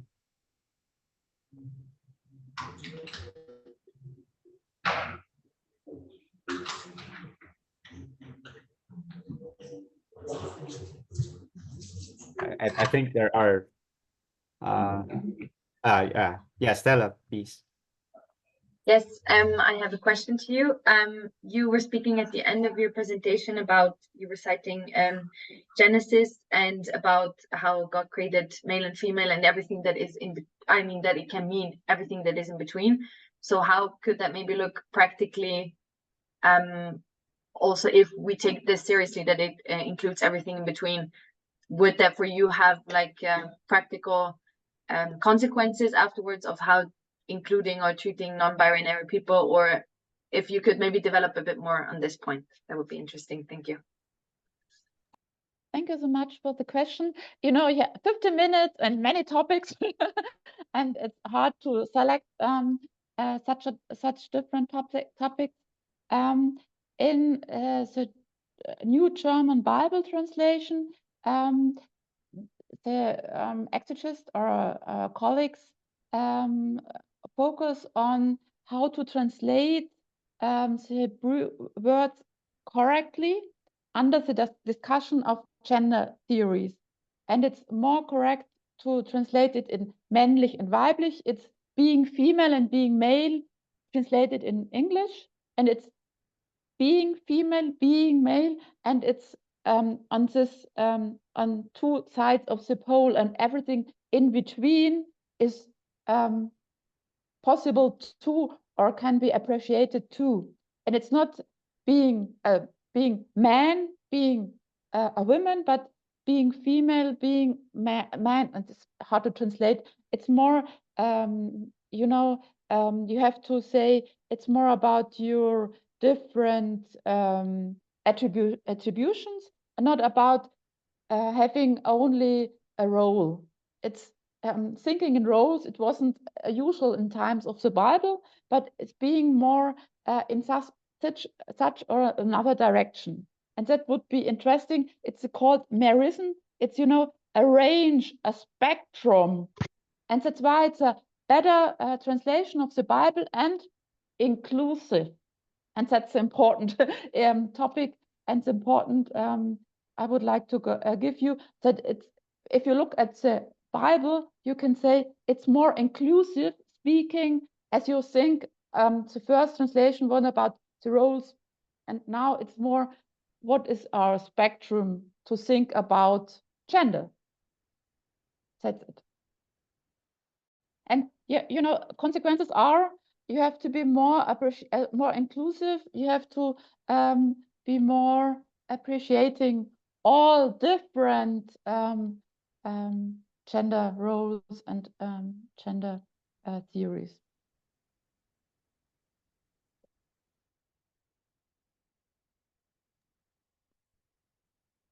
Thank you. Any other? Padre Jean-Marc? One of the students here would like to ask a question. Daniel is his name. Thank you very much. I would really like to know, in your country, particularly in the Philippines, is gender actually a function of the biological makeup of the individual? That is, I mean the primary, for example, the genitals now. Is that what actually fundamentally determines what gender or what gender norms apply to a particular individual or not? Or what actually, if that is not the case, what actually determines the gender in your country?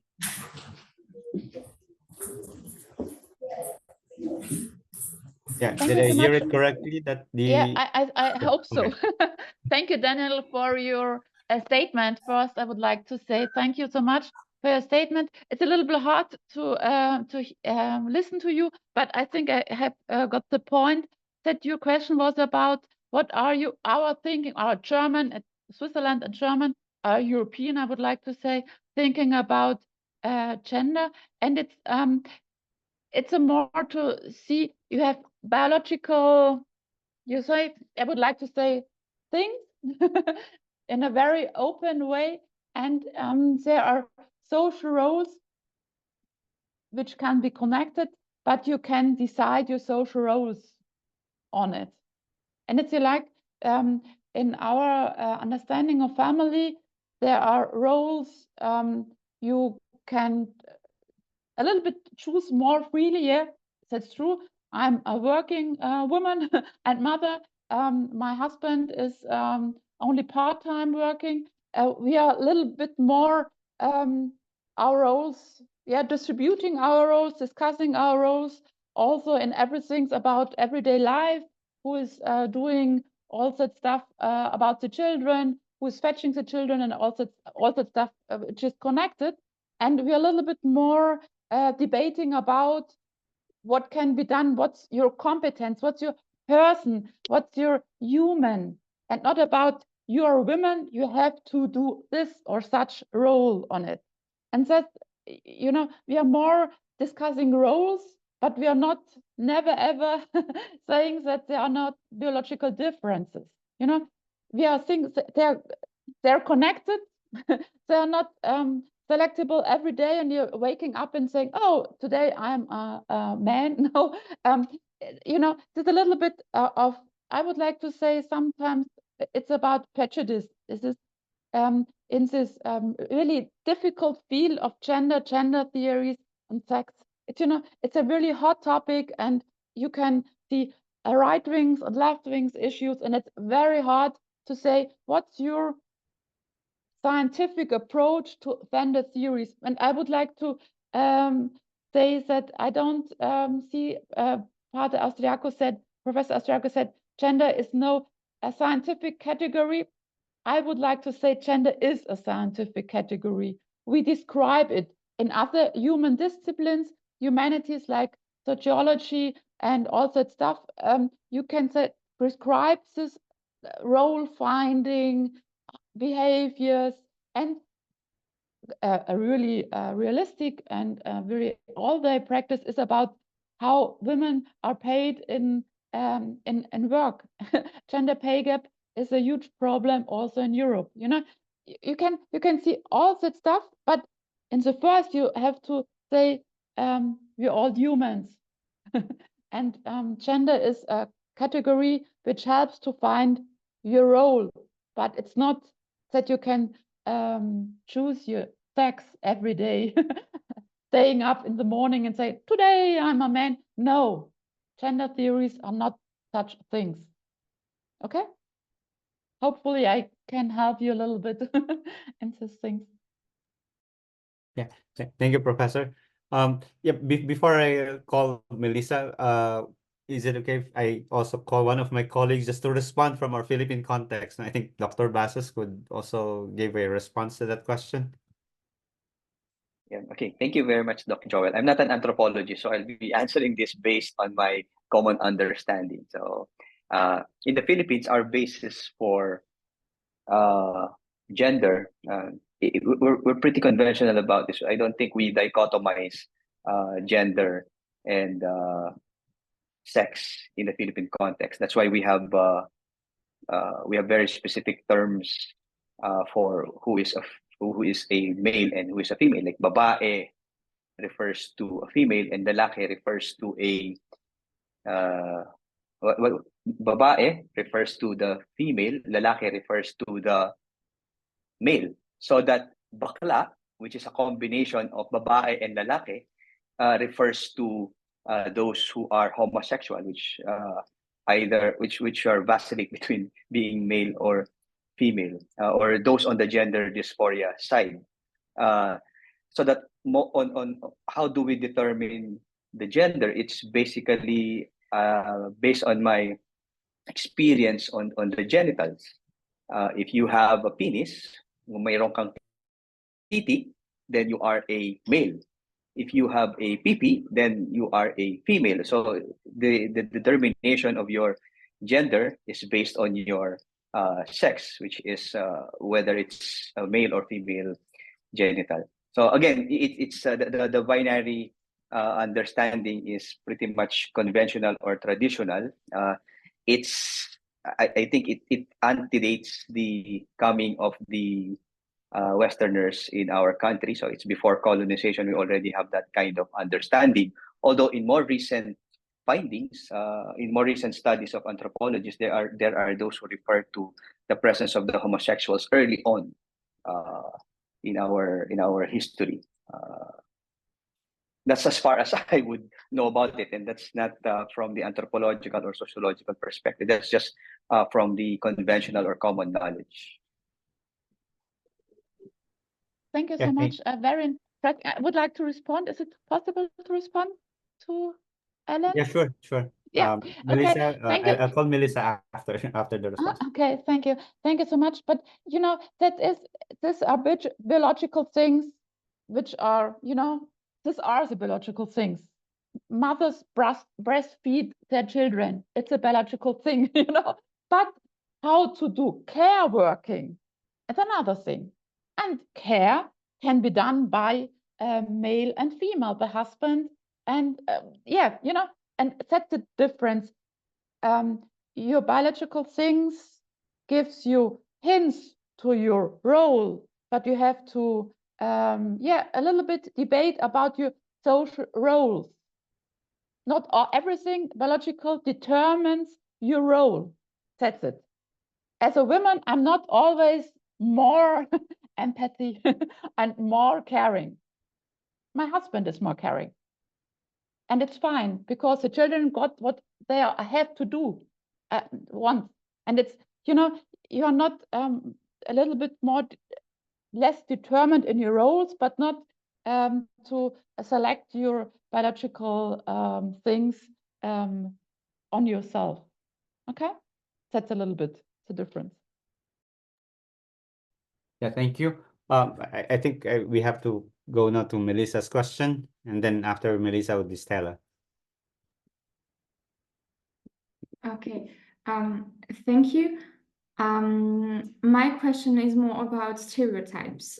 You very clearly said that the gender theories are here to deconstruct gender roles, but what I see and why I also can understand feminists and LGBT critics is that in some ways trans identity and trans people tend to reinforce stereotypes like, well, if now I say that I'm a man, then I will cut my hair, I will wear certain certain clothes, I will change things, maybe try to grow a beard. How do you respond to that? Thank you for the question, Melissa. And that's the problem of our language, or of our how to name it. Gender theories is about how to speak about stereotypes and not to give more discriminations. Also, how can we speak better about humans, all the humans, all the beloved things of God, in a better way, but not to discriminate in such or such direction. Also, our language is our our thing to do, and to be more, I would like to say, fluid. Not to say my children are not having such a feminine toy. They can choose what toys they would like, as Professor Austriaco showed on his slide. It's like, you give them a little bit more liberty, a little bit, depends on, peer group and everything. It's not only that the adults and the parents have influence on children, the peer group and the class and the school have influence. And Melissa, it's about how we can help to give a singular identity on each human person. It's more about, you can give more different helping findings that you feel as a human, and not the gender category. I think you misunderstood. It's exactly what I'm saying. But how to avoid that we say, okay, this child is a girl, but she's playing with I don't know, like more masculine toys in a very traditional way. How to avoid to say that, well, then she must be a boy. Okay, but it's our way of attributing, and that's the problem. That you as parents have to be educated, not to say, oh, the girl is always more caring, and she's always more. She don't have to not to fight, but to struggle with other peer groups. She have to be more confident. She have to be a little bit more quiet. And that's the problem, that you attribute, and you have to rethink your attributes, and that's it. You have to think, what are you transporting, doing attribution on children and young adults, I would like to say. It's a phase of adolescence. It's not only 1 year, but it's a phase. And it's what you are attributing. Do you want to empower a human person to find the singular way, or you want to go to stereotypes? And that's a really often, not always easy way of educating and valuing as a relationship. It's reconsidering your attribution, your social role, and that's the important thing. My children know that I am getting money. I am the one who is doing the money job. But they should not attribute only to women's. It's a backlash in another point. It's that all human beings are on a way and helping to find their singular personality and identity, and not to stereotype. Okay. Empowering would be my answer. Yeah, thank you. Stella?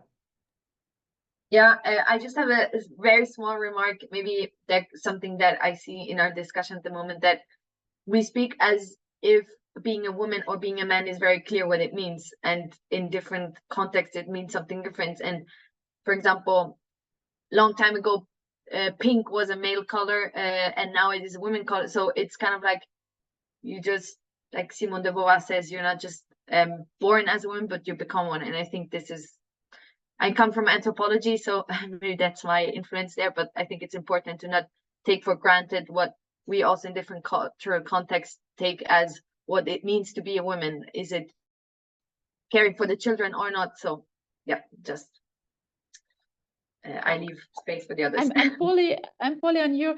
That's interesting. Also, colorful things, you know, how to be gender sensitive in colors for children. It's green and yellow, and you know, and it's very hard to get there and to think about. And this social construction in this way, it's important to realize and to be aware.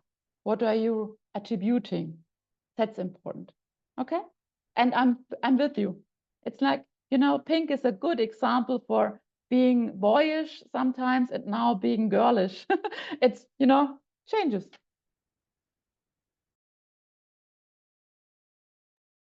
Yeah, thank you. We still have a lot of hands raised actually, but there was one question raised earlier, and this is addressed to Professor Kerstin, and it's almost 10 o'clock. I hope the others would allow me to read the question addressed in the chat box. This question is for Professor Kerstin. Recently in women's, I'll just probably send that also. Recently in women's swimming competition in NCAA, a transgender who identifies as a woman won in the first division championship, stepping above every other biological woman. Although Leah's body is built like a man, should she be allowed to enter such competition and compete rather with other women? Would that even be biased and against the rules of the game? And what can you say about this? Thank you, Professor. Thank you so much. And you, I don't know the name exactly, but you bring it on the Sorry, point. he wants to be anonymous, so just okay, type it. okay. I'm fine with this. You anonymous. Thank you for the question. And that's a difference, or it's a challenge, you know, and that's why gender issues are so challenging, because you have to little bit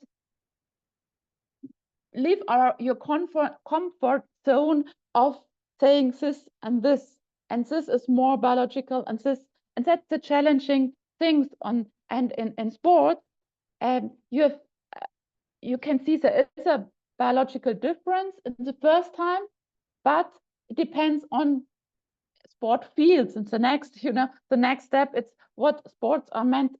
Can it perhaps be better than all humans are in the same category? And it helps more to not differentiate anymore on sex in some sports.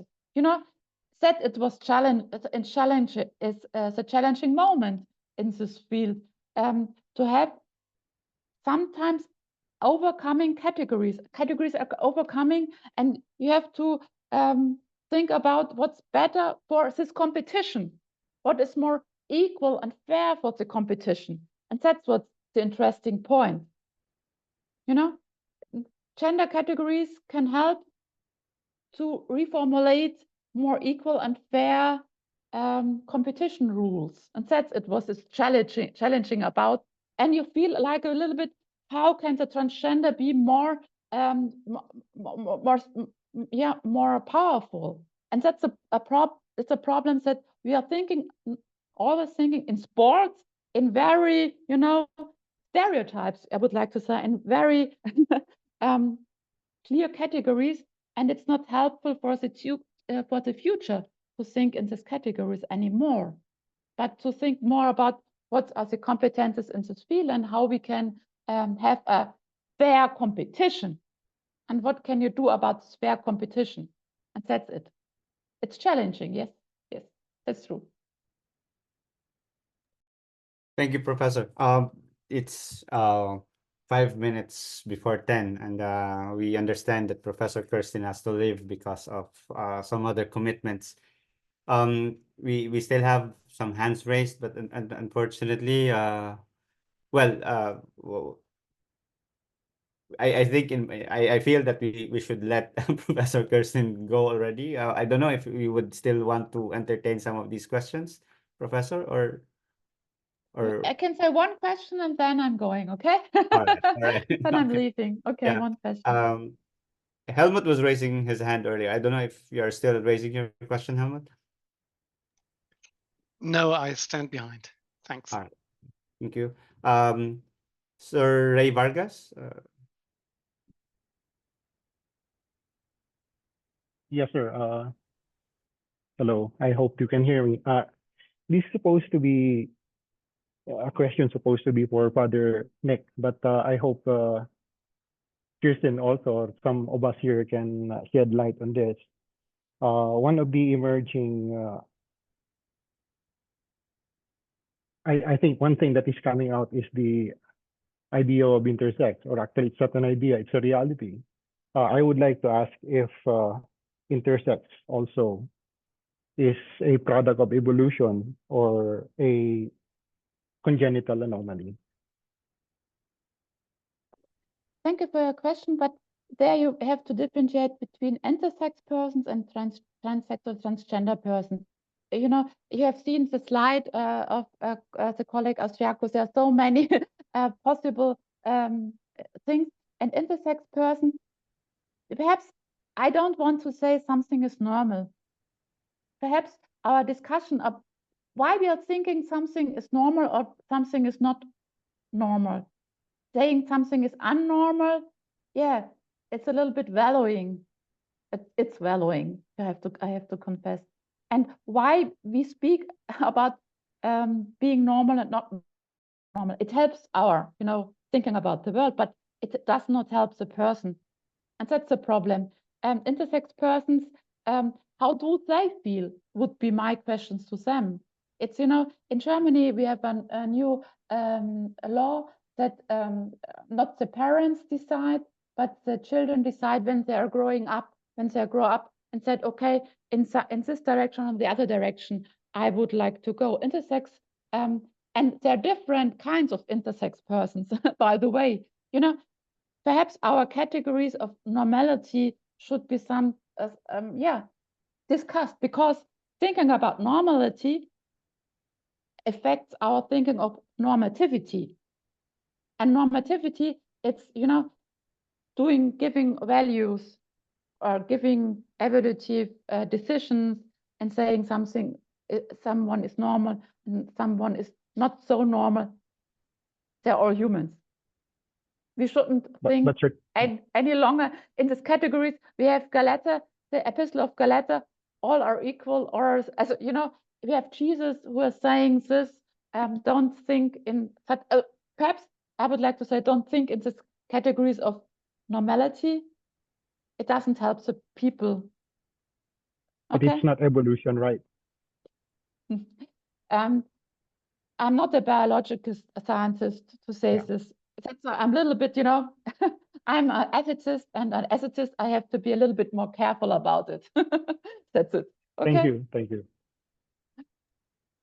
Yeah, thank you very much. I think the rest of us can continue with the discussion, but we have to take a little pause and express our gratitude to Kerstin for staying and for giving us a quality lecture, and for responding to some of our questions. And we will have to let you go because you have your commitments. And so thank you so much. Thank you. We give Kerstin a round of virtual applause, please. And thank you, Kerstin, for joining this conversation.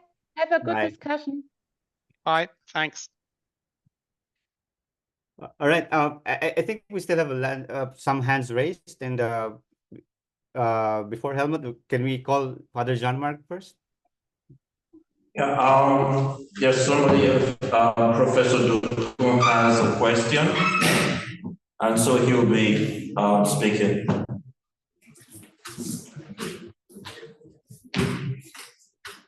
good morning again, and good afternoon, depending on where we are. My question is this. In this part of the world, parents have a fundamental responsibility in training their children. They want the children to be what they believe in.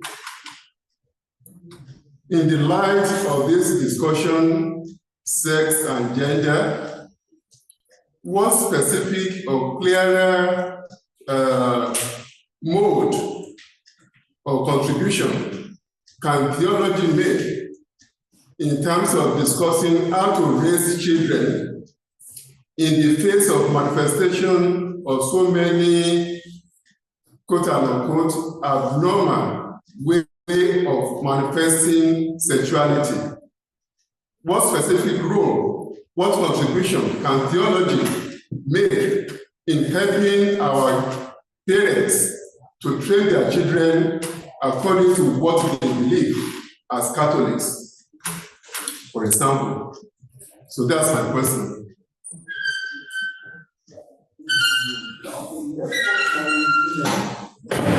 Yes, Father Dokun, I think that question should have been addressed really to Professor Kerstin because it fits to her talk about from the perspective of theology. But I don't know if anyone from the group would want to respond to that. We don't have our professors here with us anymore, but I think that I don't know if the students and our colleagues would want to respond to that question. Is there anyone who would want to converse with the group and the question raised by Father Dokun, or?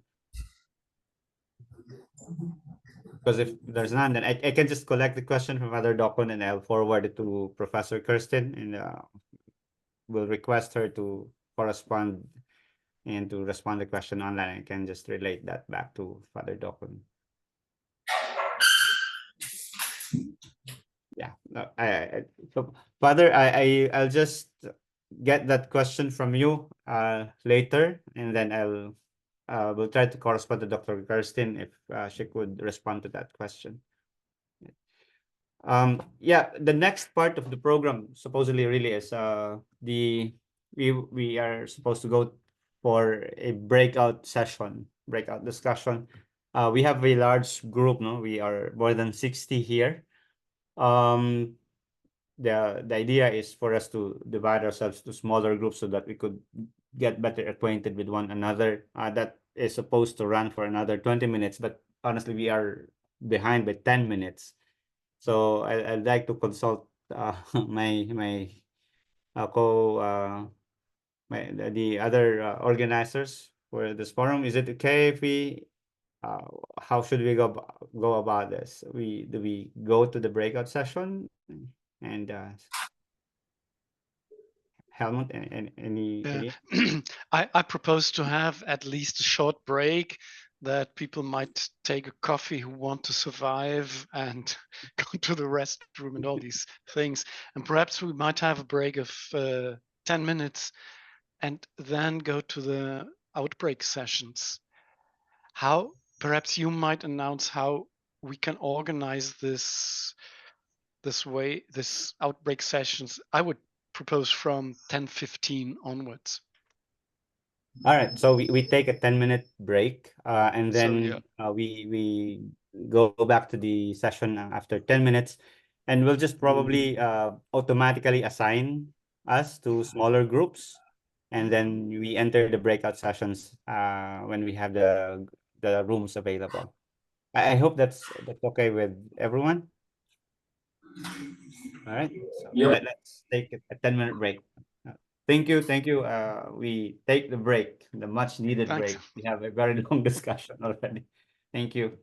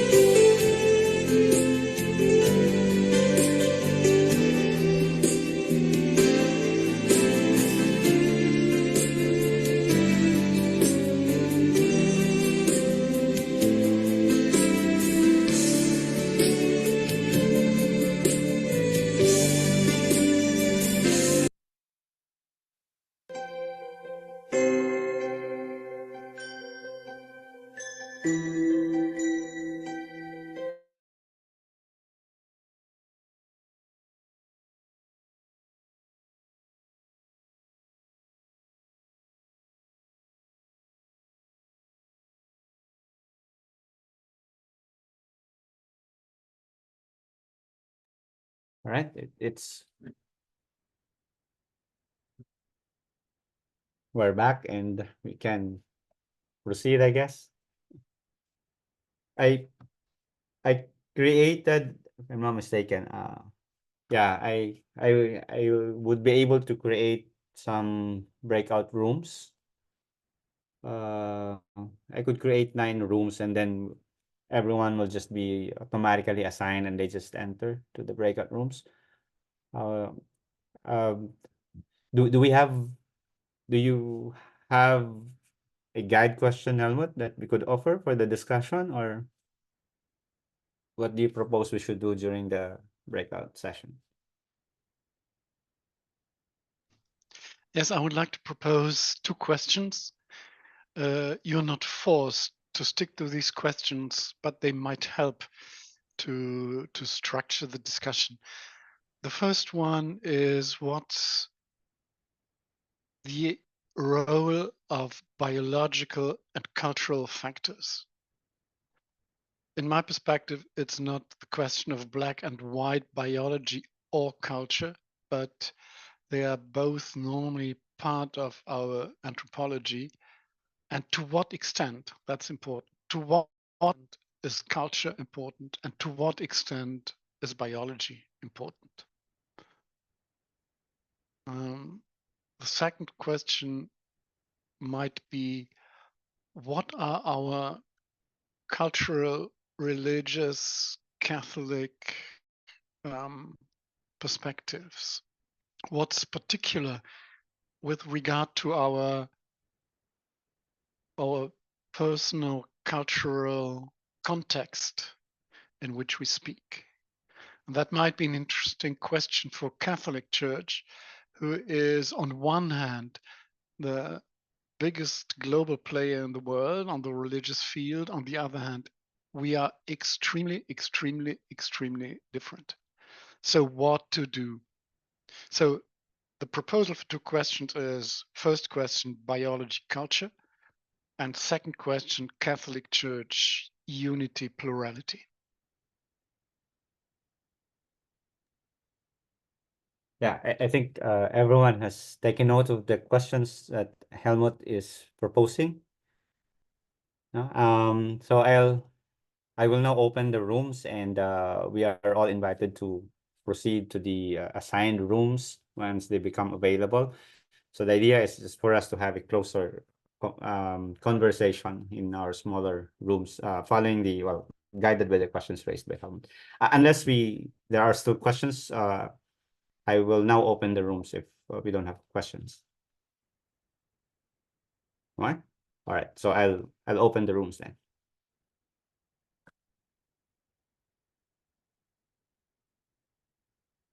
By the way, we have 20 minutes for this. I'll be sending an announcement. I'll close the rooms after 20 minutes.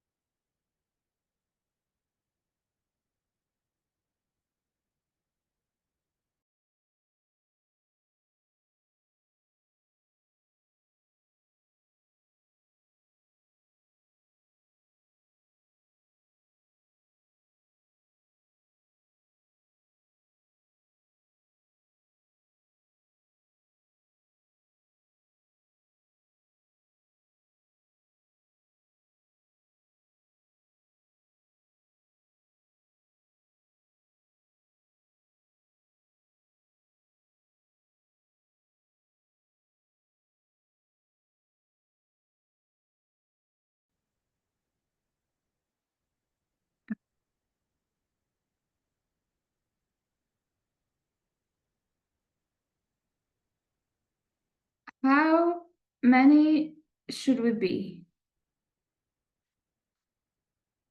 Is everyone there?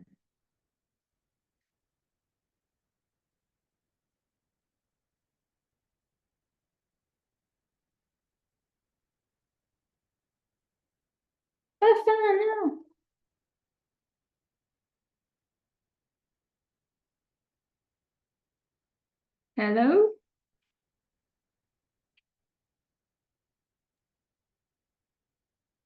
Lorenzo? Hello, good afternoon po. Hello, are you there? Yes, I have a poor signal here. That is why I Okay. didn't open my camera. Okay, good. Well, okay, I understand if you have poor signal, maybe it's not. I prefer to see you, but no, it's not a problem. And who is CTRSE?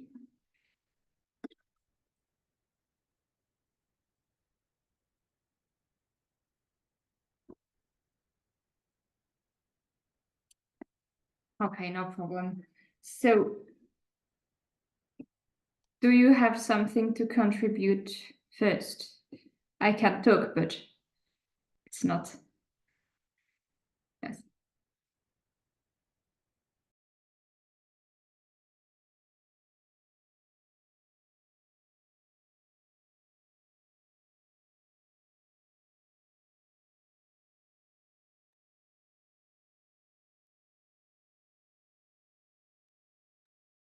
Hello, can you hear me?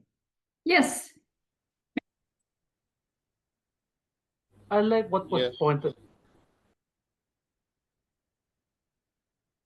I like what was pointed out a while ago about the issue on sexuality, because from what I recall, the Jesuits taught us about it's not the nature of the person, but it's the nurture. We never blame the nature of the person just because the person is gay or tomboyish. We don't. Instead, we should know and understand how he or she grew up, how he or she was oriented based on their sexuality. By doing that, we can tolerate them, and not only tolerate them, but we can also accept them. We can accept them in diversity. It's all about unity and diversity. Yes. I don't know about what. All right. What do you think? Do you think I know you have I know you have a better view of what I forgot her name, the the professor from Germany, Professor. Professor Kerstin. Yes, they are. I don't want to butcher her last name, so Yes, I don't know her. Yes, Actually. yes, Professor Kerstin. I like what she said. She said something about it's not all of it's not the it's not it's beyond the social structure. It's beyond the social perspectives. It goes beyond all of these, like, oh, if you're a man, you're a man. If you're a woman, you're a woman. It goes beyond that. It all goes to the dignity of the person. It's mostly respect for dignity, respect for acceptance. It's all about acceptance. Because when we accept people, we also know more about ourselves. And most of all, we can connect more of ourselves to each other. Yes, that's from my thing. What about you? What do you think? It's very vast, and as we said in a presentation, and Professor Kerstin said it too, like 10 or 15 minutes is very short to have an overview. It would take, I think it could be a whole bachelor's program. But I agree with you in the fact that we have to accept the person. But I think sometimes when it's polarized, people tend to mix like acceptance and agreement. And I think I don't have to agree with everything you say, you do, you think to accept you as a person. And regarding to sexual identity and sexual orientation, it's not because I don't agree with you that I can't see you as a whole person, that I can't love you as a human being created in the image of God.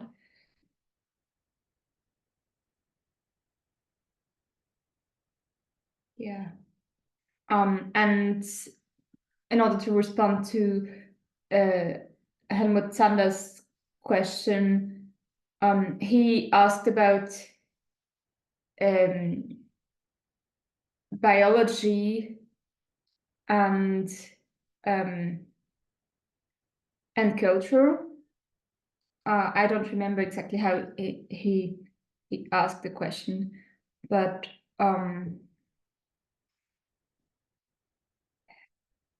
social constructs, we all have social constructs. It's the definition of culture. But we can't, it's not possible to not have culture. I think it's good to question our culture, but sometimes I think I question myself if it's not too much. Like we want, at least here in Europe, and I think in the West in general, like also in America, we want to deconstruct everything, but if you deconstruct, you have to construct something else. You have to build something else in the place, because you can't just have nothing. Yeah, what do you think? That was a very good point that you have. You mentioned something about deconstructing or constructing. Mm-hmm.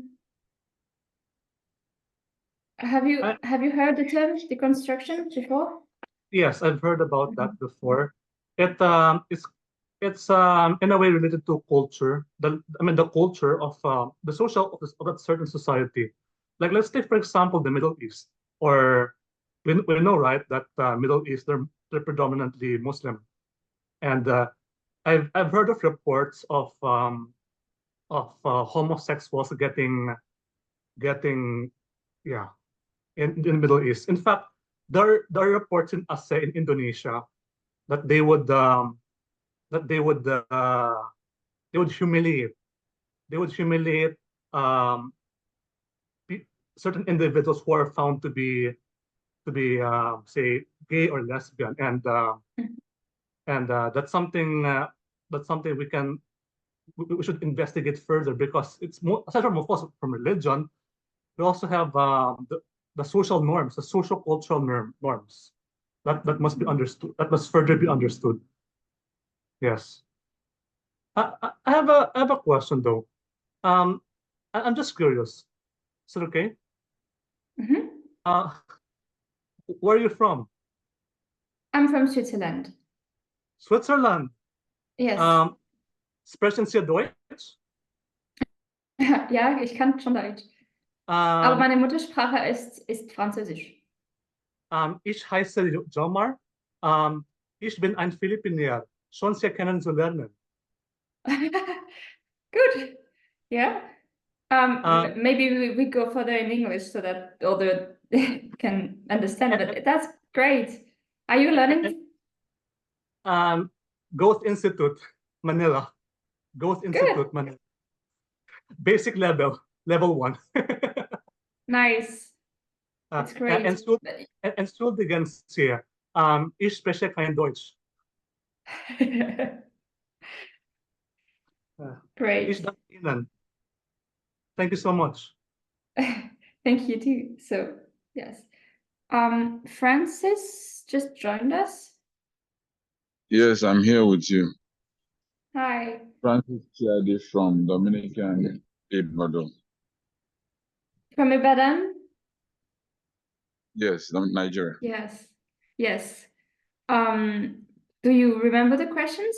Maybe you have something to say. How is it in your country with like biology and social construct culture? How is it? Well, for us here in Nigeria, is a given that it is binary, meaning male or female. So it's not there's no fluidity in it, and one person cannot embody both. So that is the general prevailing understanding. So any other thing will be like more or less like strange, a taboo, an anathema, and the society will resist it with all its energy. So it's not something that is tolerated. Anything outside these two categories is not welcome.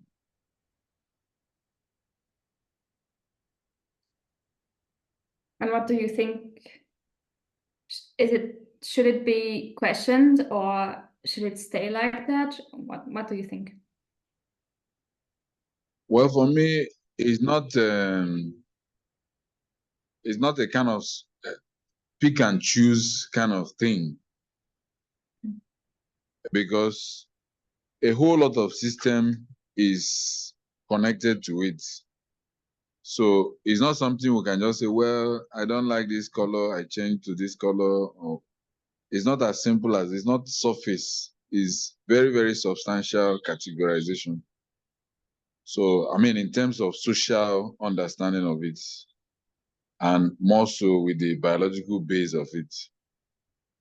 So it's not something that we are not trying to create a new humanity, I believe. We're only trying to manifest humanity that God has given us in the best possible way.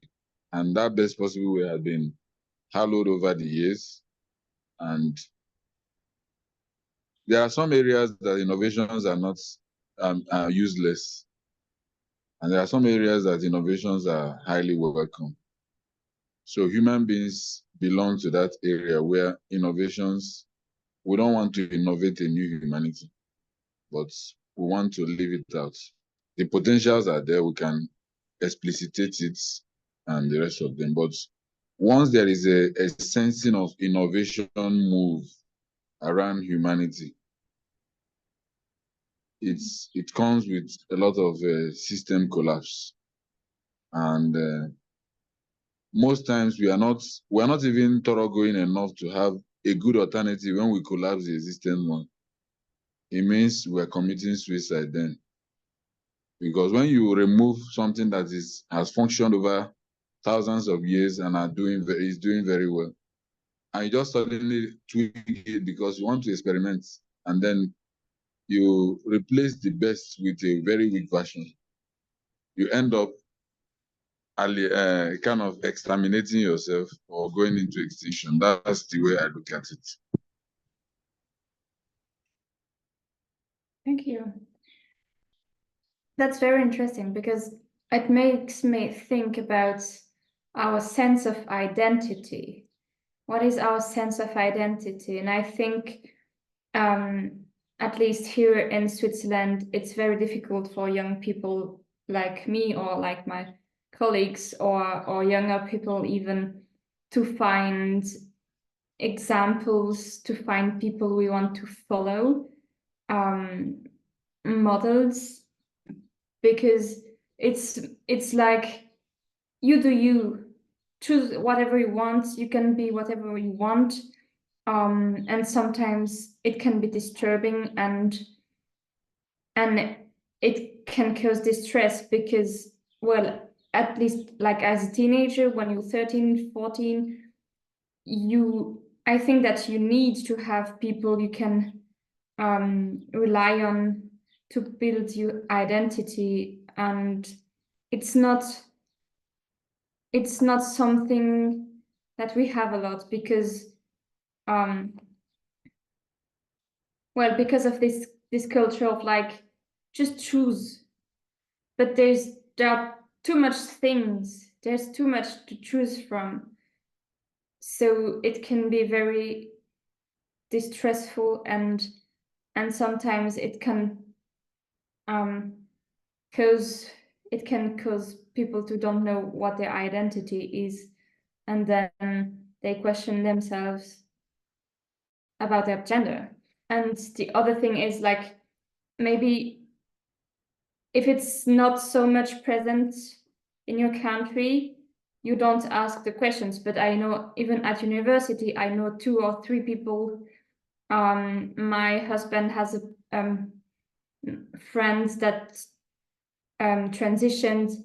He is a male and he decided to be woman, and so we have to deal with that. We can't just stay here and don't ask questions because we are it's there. We can't do without it.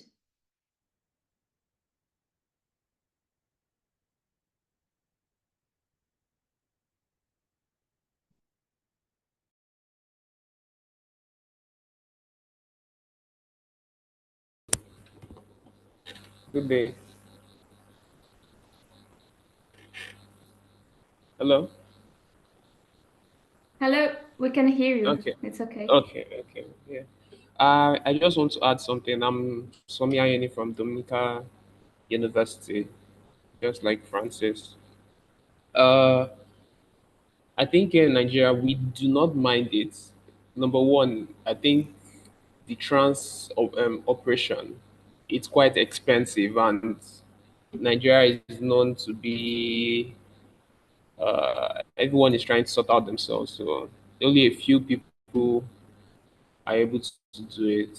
But in Nigeria, I feel we do not mind it or we do not mind it until it directly affects you.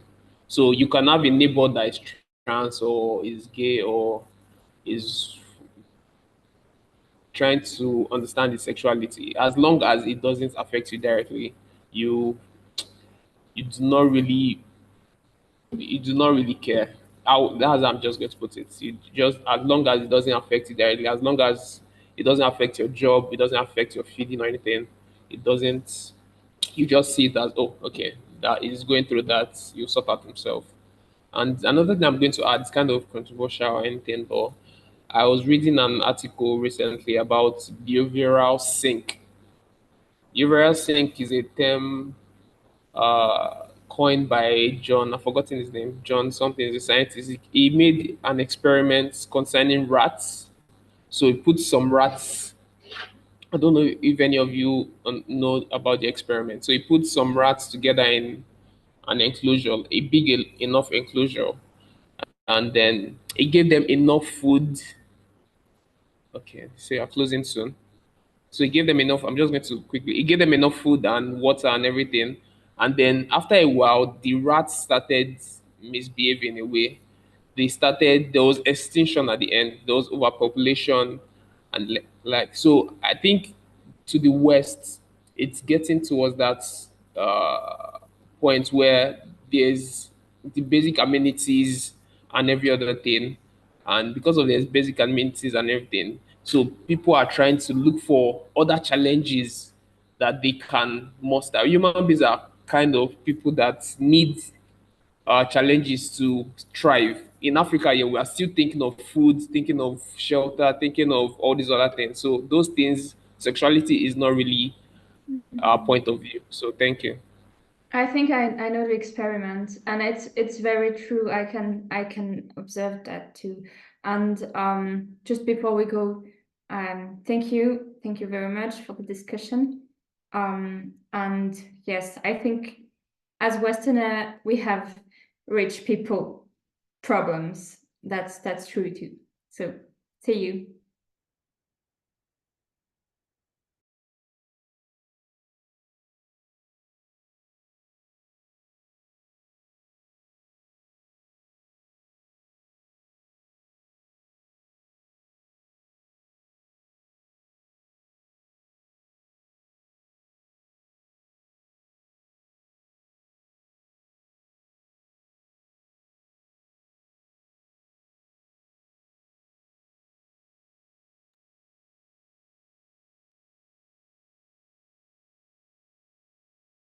All right. Welcome back once again.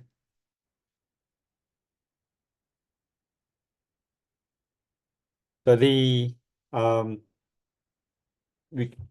can continue with some of the discussions that you started if there are groups who were not finished with the discussions that you had. We have another discussion portion after in 30 minutes after the presentation of each university.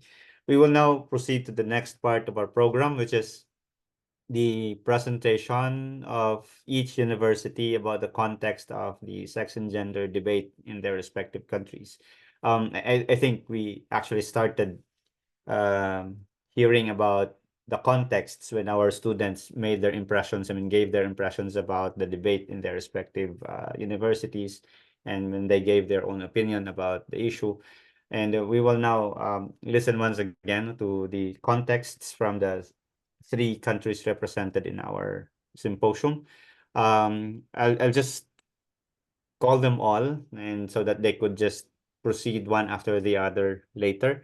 We will start with the presentation of Father Bonaventure Agbali of the Order of Preachers.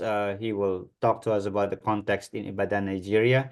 And then he will be followed by Associate Professor Dr. Alan Bases of UST Manila. And then the last presentation will be provided by Professor Helmut Zander of the University of Fribourg. Right? So we start with Father Bonaventure.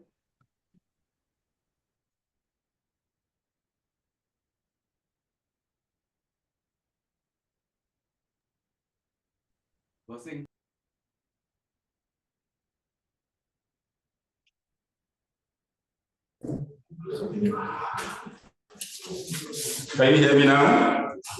So this will be a little difficult to speak of because I titled my intervention Gender, Sex and Gender, the Nigerian Social, Cultural, Religious and Political Dimension. You know, I'm sure some would have expected me to speak on behalf of Africa as a whole, but that was very difficult because in Africa, we have over 3,000 different cultures and languages. Even in Nigeria, speaking about Nigeria is also going to be challenging because there are over 300 different languages and cultures. But what I'm going to say are things that cut across the different cultures in Nigeria. So I'm going to look at, you know, homosexuality and transgenderism because they are connected. And I'm going to look at them under 3 different topics in terms of socio-cultural aspects, in terms of religion, and in terms of the law. So in terms of socio-cultural foundation, the beginning for us is our conception of the human person, the cultural conception of human creation, and the identity of the human person. So it is believed that, you know, the human person is created by God, the Creator, and then your identity as a human person is just binary. It's either you are a man or you are a woman, and this identity is based solely on your physiology. The way you know a man is through his physical appearance, having the genital part of a man. And the way you know a woman is her physical appearance and having the genital parts of a woman. And this is the first identity you have of a woman and of a man. Others will come in terms of their role in society and things like that. But the identity of a man and woman is not limited to their role in the society, as we have tried to, other speakers have tried to present, even in African culture, in Nigerian culture. Because right now we have situations where a woman who is traditionally expected to just be the home keeper, you know, having children and taking care of the home. We now have women who are the breadwinners of their family. So one's role is not limited, or is not what defines someone's gender identity. The first thing is the physiology, the biological appearance, you know, and then this informs the role, but does not restrict the role of the person in society. So this understanding is carried on by the culture, by the society. So the society helps to present this ideology of who you are as a person. You don't define who you are as a person, as an individual, but that of the society, that of the culture. So you know you are a man and you know you are a woman, and that is what the society presents. And then this now goes further to the conception of the relationship between the two sexes, the ideology of marriage. All this is very, very much purposeful and connected to human existence. What am I saying? That the relationship between a man and a woman is purposeful, it's for a purpose, it's for procreation, it's to bring about new life. You know, so if a man has a sexual relationship with another man, this relationship is not fruitful. What's the purpose of it? Because one of the most important thing for a human person in our culture, you know, is to be able to reproduce. In fact, in certain cultures, if you don't have a descendant, if you don't have a child or a male child, you might be denied the opportunity to reunite with the ancestors. That is our idea of going to heaven in Christianity. So because you don't have a progeny, you don't have a descendant, you don't have an offspring. So that is taken very seriously. And that's why even in some cultures, infidelity is condoned if it's going to help to bring forth an offspring, if it's going to help to produce, procreate and bring forth an offspring. So this is very important. The purposefulness of human existence and human union of the male and female is very important. And that is why the union of the male and male is not part of the worldview of in our culture. And then having that identity of who you are, you know, and your physiology shows who you are. Now, coming up to say, you know, I'm physically a male, but I think I'm a female. Again, that is not part of our worldview. Because, first of all, we're talking about your physiology. And then secondly, we're talking about what the society has taught, what the culture has entrenched, you know, all put together. So that ideology of being able to change from one sex to the other is not part of our worldview. So the important thing to bear in mind when we talk about the culture of Nigerian culture, you know, in a summary, is that purposefulness of human existence, and that is reflected in procreation. And that is the purpose for our existence, the purpose for our interaction and union between the male and the female specifically. So, but when we now talk about the religion, in terms of religion, the religion that is prominent in Africa is African traditional religion, although it's diverse. It's diverse in different parts of Africa. So but this religious belief is also built around the culture. So as religious belief informs the culture, and the culture, you know, in turn also informs our religious belief. So our religious belief goes with our culture in the same way with the understanding of the human creation and the purpose of life. And that is expressed fundamentally in being able to reproduce life, to sustain life, to reproduce life, to sustain life. And that is very important. So that is, so the tenets of African religion goes hand in hand with the culture of the people. But also, right now in Africa, we have the prominence of Christianity and Islam. Most parts of Africa have Christians and Islam. The same thing in Nigeria. A large percentage of Nigerians are either Christians or Muslims. And the way Christianity and Islam is practiced in Nigeria, it is still very conservative, which means that it's still in line with the culture of the people. I know that in some Christian society, they are more tolerant to, you know, homosexual ideologies and gender ideologies. But the way Christianity is practiced in Nigeria, you know, and Islam practiced in Nigeria, the idea of homosexuality and genderism, transgenderism is still not accepted. It is still not seen as something that is proper or something that is morally good. And then finally, when we look at it legally, on the 7th of January 2014, the president of Nigeria then, Dr. Goodluck Jonathan, signed into law the same-sex marriage prohibition bill.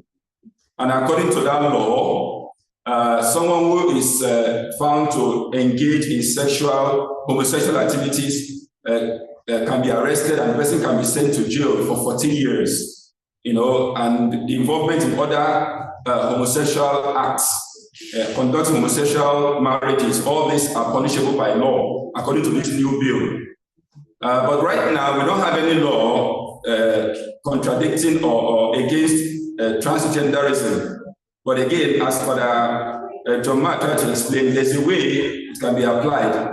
Because if you become, as a male, if you become a trans male, and you now engage in social relationship with a female, that could be seen as a homosexual relationship. So even though there's no law against that right now in Nigeria, it is still not accepted by the society. So it is still a problem. So, but there's a critique of this, because there's a difference between an act being immoral and an act being criminal. Although certain criminal acts can also be immoral and vice versa.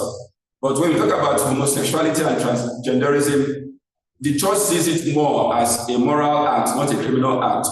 So even Pope Francis himself has kicked against societies that have criminalized homosexual orientation or homosexual acts and transgenderism.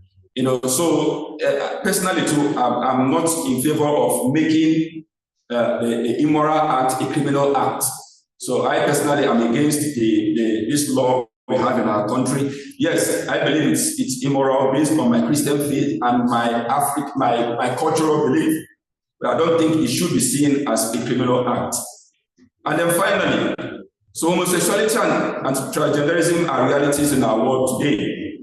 So those who claim to be transgender, they should be listened to.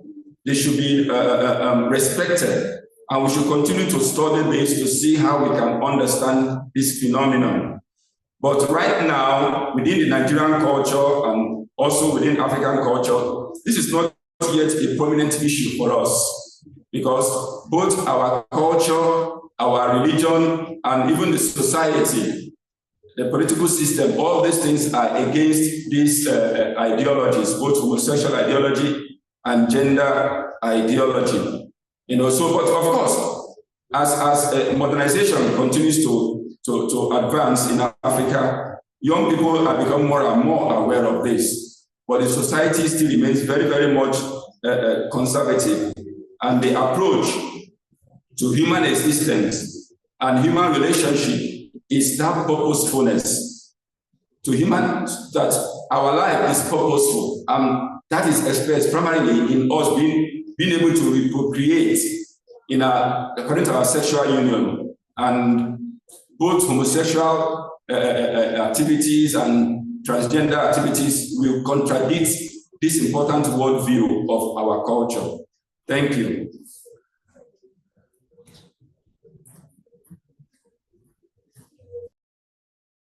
Thank you, Father.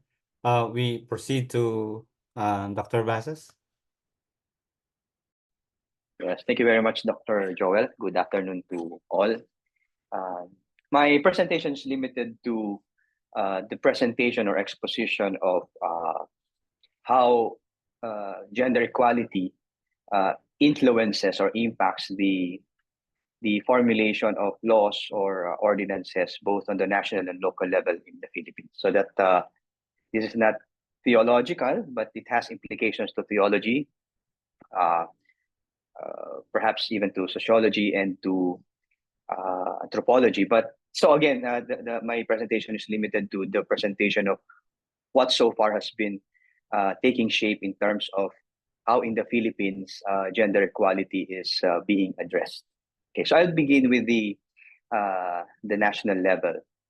So the Global Gender Gap Report of 2023 cites the Philippines as the most gender equal country in Asia with 79.1% gender parity. Now, however, this goes side by side with the fact that no law has been enacted after the Sexual Orientation and Gender Identity Expression, or SOGI, Equality Bill, also known as Anti-Discrimination Bill, was introduced in the 17th, 18th, and 19th Congress of the Philippines. So that spans from 2016 to 2025. So in general, however, in May 2023, progress was seen as the House Committee on Women and Gender Equality approved the substitute bill that consolidates several House bills. So many see that as a progress in this aspect of gender equality. So in general, the bill seeks to enshrine into law measures to prevent discrimination in the economic, public accommodations against individuals because of their sexual orientation, gender identity, or expression. Now, in particular, the bill sketches or outlines the following as discriminatory acts against a person's sexual orientation and gender identity expression. So number one, advertising, producing, publishing materials, promoting, encouraging, and perpetuating stigma or inciting violence and sexual abuse against any person or group on the basis of sexual identity. Second, denying access to public services to any person on the basis of sexual identity. Number three, including sexual identity as well as the disclosure of one's social identity in the criteria for hiring, promotion, transfer, designation, work assignment, reassignment, and dismissal. Number four, refusing admission or expelling a person from any educational or training institution, such as police and military academies or training institutions on the basis of sexual identity. Number five, imposing disciplinary sanctions, penalties harsher than customary or similar punishments, requirements, restrictions, or prohibitions that infringe on the rights of the students on the basis of sexual identity. And lastly, for this bill, denying a person access to or use of establishments, facilities, utilities, or services open to the general public on the basis of sexual identity. Now, the sexual identity bill is anchored, among others, on the 1987 Constitution of the Republic of the Philippines, which expresses the state's mandate to uphold the dignity and equality of all persons. Furthermore, to protect the same dignity of the Filipino people, the Philippine government entered into several international covenants, such as the International Covenant on Economic, Social, and Cultural Rights, and the International Covenant on Civil and Political Rights. So that's as far as the national level would go, meaning to say this is a bill that has been introduced since 2016, but is yet to see enactment. But in my readings, there was an earlier bill that was introduced in the 14th Congress. So, for more than a couple of decades, this bill has been is being constantly introduced, but is yet to see, as I've said, more radical progress on the national level. So, on the national level, we do not have a law that is related to this gender identity expression. Okay, we only have a bill as of the moment. Now, on the local level, so in the absence of a national law to prevent anti-discriminatory policies against the LGBTQIA+, the following local governments across the country implemented their own ordinances. In this news report, there are 1, 2, 3, 4, 5, 6, and 7 municipalities only who have ordinances that are protecting the LGBTQIA+ communities. So considering that there are hundreds, I think only 7 have these ordinances. But these cities are across all the main islands of the Philippines, in Luzon, Visayas, and in Mindanao.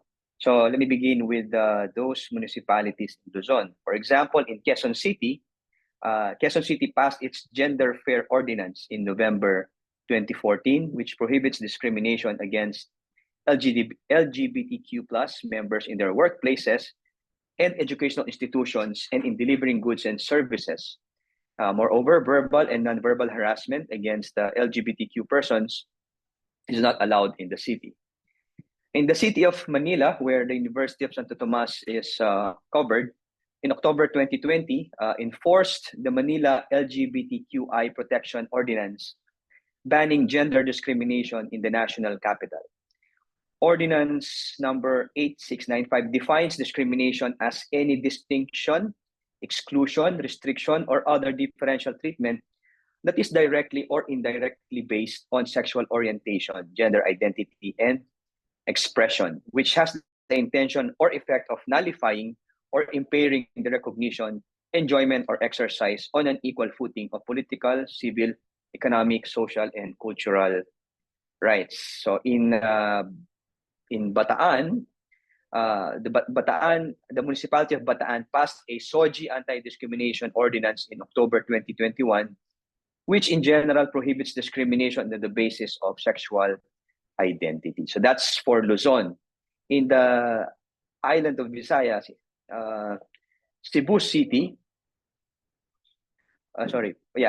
passed Ordinance 2660, which prohibits physical, verbal, or written harassment, vexation, public humiliation, invasion of personal autonomy, and disallowing access to government services, economic opportunities, healthcare, and other essential needs.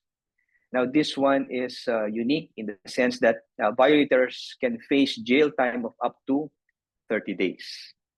The city of Iloilo in 2018 passed its own anti-discrimination ordinance, banning and penalizing acts of discrimination based on sex, gender, identity, sexual orientation. It includes race, color, descent, ethnic origin, and religious beliefs. Now, similar to Cebu City, it imposes penalties that range from a 1,000 peso fine to 15 days in jail. That's for Visayas. Now, in Mindanao, Davao City, in 2012, Davao City passed an ordinance declaring unlawful discrimination based on one's sex, sexual orientation, and gender identity.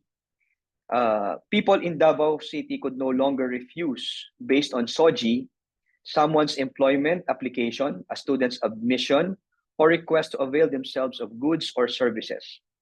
Establishments like restaurants, bars, stores, movie theaters, and malls also cannot refuse entry to people based on their SOGI, religious affiliations, national or ethnic origins, or race. The ordinance prohibits acts that would demean the dignity and self-respect of a person and steps on their basic freedoms. So penalties range from 1,000 peso fine to a jail time of 15 days. In Zamboanga City, in October 2020, they passed the Ordinance 543, or the Comprehensive Anti-Discrimination Ordinance. This not only penalizes discrimination against SOGI, but also other sectors prone to marginalization. The last one is on the University of Santo Tomas.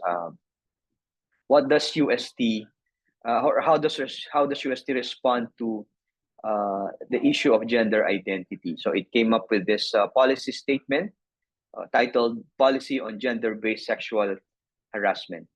So this policy affirms the university's unwavering commitment to value and respect the dignity and rights of its employees and students. Toward this end, UST is committed to keep its work and education environment free from gender-based sexual harassment and all forms of sexual intimidation and exploitation. So in keeping with this commitment, UST will not tolerate gender-based sexual harassment of its employees and students. UST further commits to increase awareness of the value of respecting the dignity and rights of the employees and students by organizing seminars to prevent incidents of gender-based sexual harassment in its premises.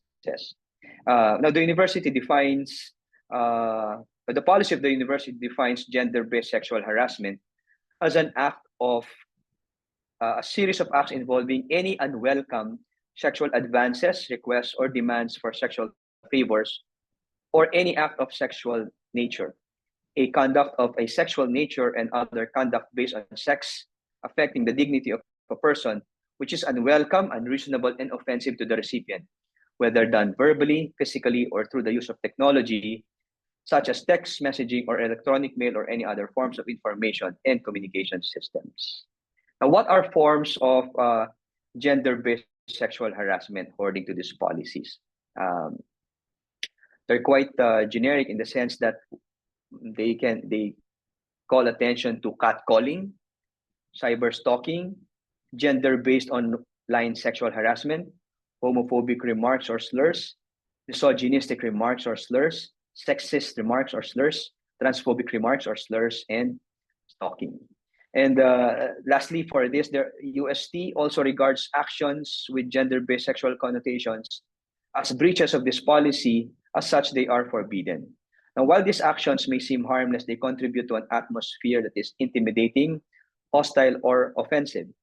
Examples of these are persistently telling sexually oriented or what are commonly called green jokes to any employees or student, and taunting the employee or student with constant talks of sex or sexual innuendos, among others. So in conclusion, the SOGI covers almost, if not all, spheres of life, from the confines of our workplaces to our institutions of learning. So calling our attention to what we say or do affects our countrymen who are members of the LGBT community. And it's important to point out that the anchorage of the SOGI bill is no less than the Philippine Constitution, which invokes the principles of dignity and equality of all Filipino people. So with that, thank you. Thank you, Dr. Bases. We'll now proceed to Helmut's presentation. I would like to share my screen. You might help me. Do you now can see my screen? Yes. Yes, Professor. It's now visible. Yeah. Okay. But now I have to look where to find my paper.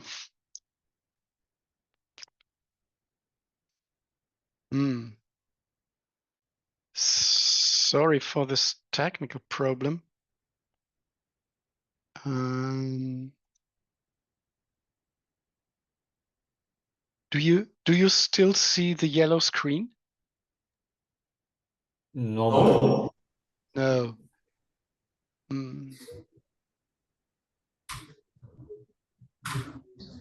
I would like to share it.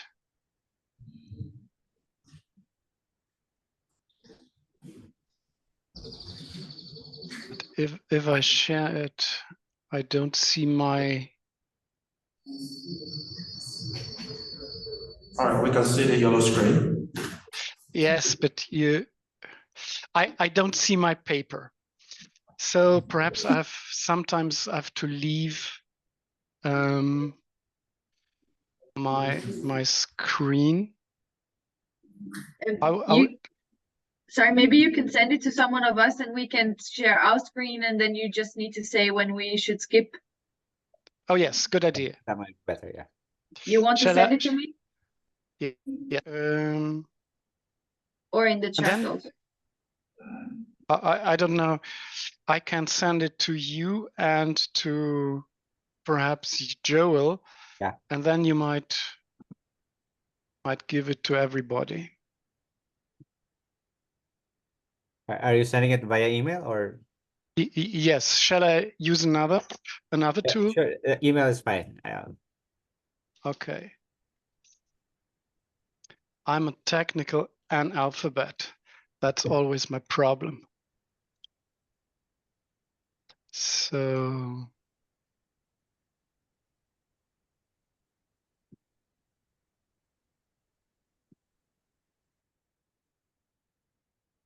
And Professor Sagut, will you share your screen?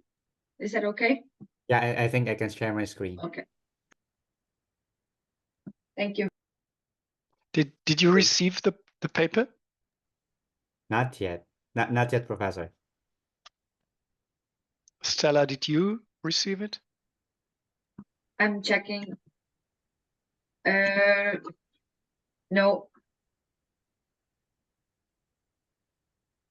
No, I haven't received it.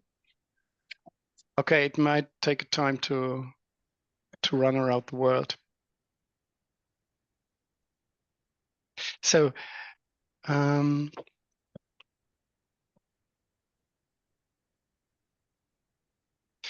I think nevertheless I should start in order not to lose too much time. And if the PowerPoint arrives, Joel or Stella, you might share it. You might share it. So let me start on a perspective on Switzerland. I would say it's the most exceptional political country in the world. I say this as a German who has lived in Switzerland for over 10 years. But we have with Stella and Melissa really true Swiss people with us. So, and Melissa, you might correct me if I'm telling nonsense. Nevertheless, Swiss politics has profoundly changed my view on democracy. I'm going to talk about this now with regards to sex and gender, and I have 3 aspects. It's first a very brief glimpse on Swiss democracy, and Stella and Melissa have already mentioned important points. Second point, sex and gender. Third point, consensus and contract. This is the main framing in my perspective of Swiss politics. Now, first point, Swiss democracy. Switzerland has strong elements of direct democracy. That means the population can vote on any law if they want. That means any law that parliament passes can be repealed. If you find a majority for it, that's the condition. And further on, the population can also put any regulation into the constitution. That means, in principle, the population can undo any law and, in principle, change the constitution at any time. Simple examples from the recent years. The people decided on the question, should the pension be increased or not? Vote yes. Should Switzerland buy new fighting jets? A narrow yes. Should judges with the same qualifications be chosen by lot? No. Should pesticides be banned completely? No. That means direct democracy is not another factor in democracy, but it changes the entire system. And I have never been in a country with that democratic standards compared to Switzerland. And that's a very personal view. I think the crisis of democracies, or to the crisis of democracies, are direct elements of participation. Point 2, what does this mean for sex and gender? And I have 2 points which I want to share with you. First one, same-sex marriage. As it has already been mentioned, same-sex couples have been able to get married in Switzerland since 2022. The proposal was rejected only in 7 of 26 cantons. These were all Catholic or cantons by Catholic traditions. Most of these marriages take place in large cities and especially in Protestant areas. In this frame, there's the right to adopt children, but surrogacy is prohibited. One central problem of homosexuality remains unresolved. To what extent is homosexuality determined by genes or culture? Second point in the second chapter, gender transition. And these things have been mentioned by Melissa and especially Stella. Also, since 2002, your gender can be changed at the registry office. All you have to do is to make a declaration that you are, and I cite the legal text, firmly convinced that you do not belong to the gender recorded in the civil status register. The third option, already mentioned, is currently not. In 2022, 1,171 people changed their gender. In percentage terms, Switzerland is at the top worldwide, followed by Thailand. Of those, and now I have a look on the groups who change their gender. Of those between 15 and 24 years old, 82% changed from a woman to a man. And in the group between 24 and 34, 66% choose this changement from woman to man. After this age, the number of transitions is balanced.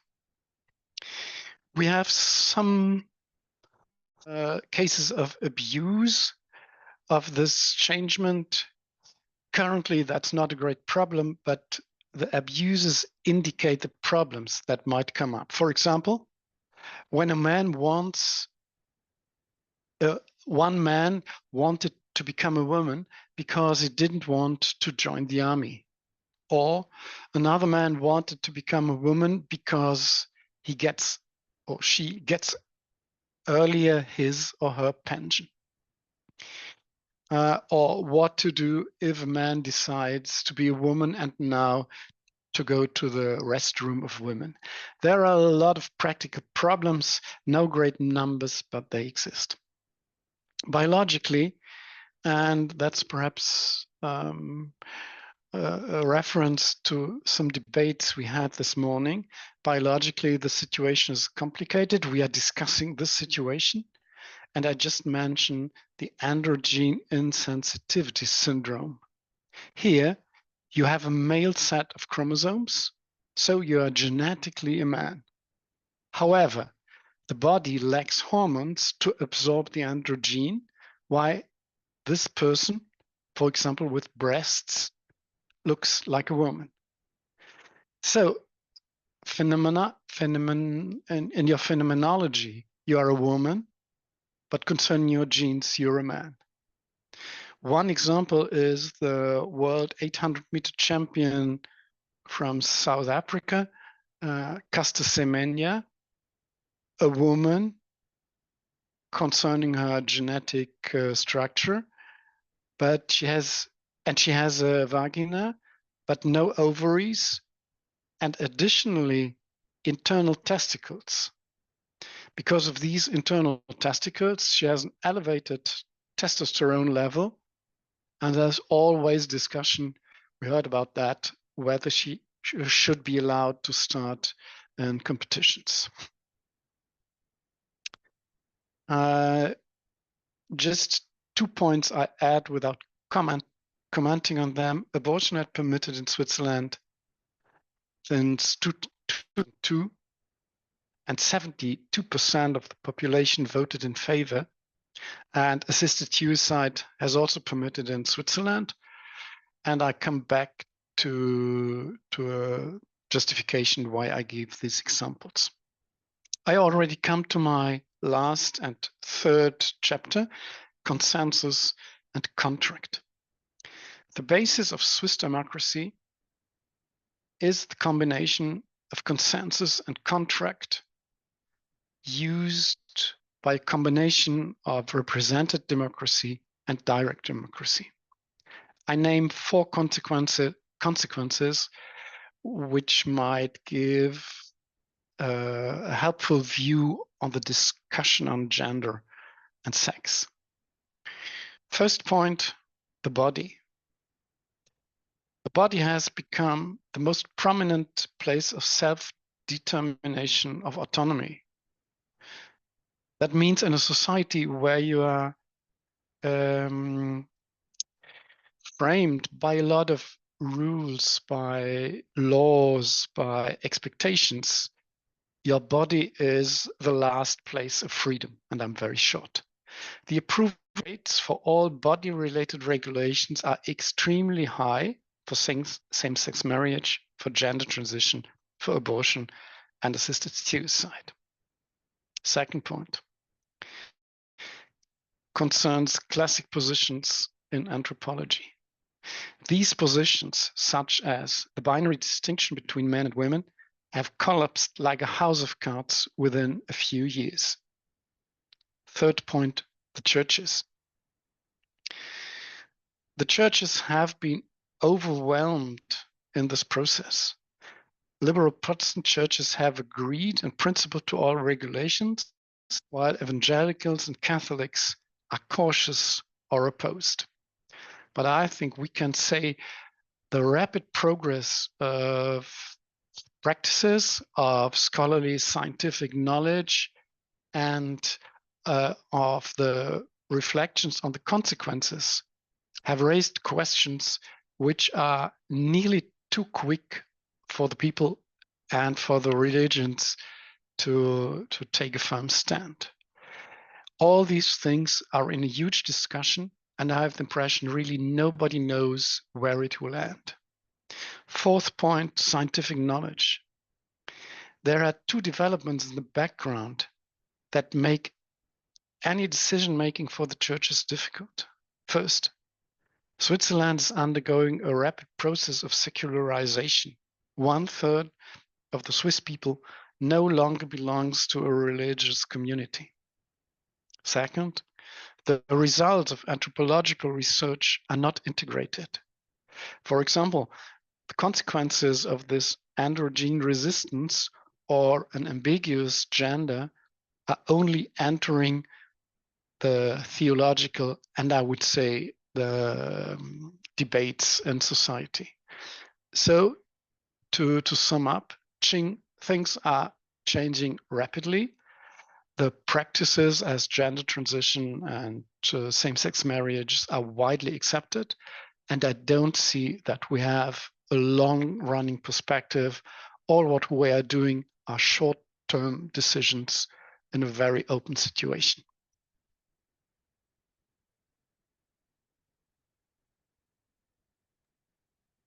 Good. Thank you, Helmut, for the presentation. You're done, I suppose?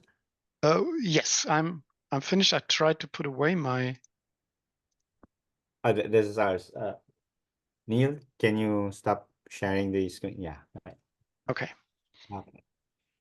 All right. So we thank once again our professors presenting to us the contexts of the three institutions that, the three countries that are involved in this conversation. And already from the presentation, we could see the differences and the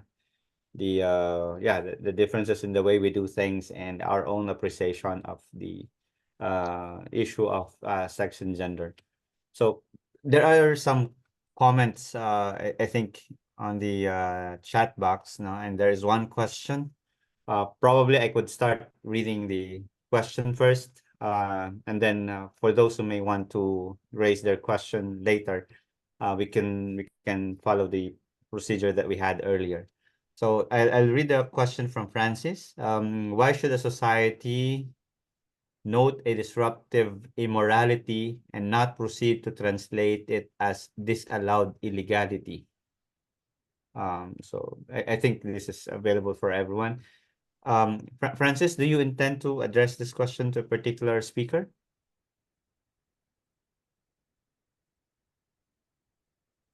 Or probably any of our,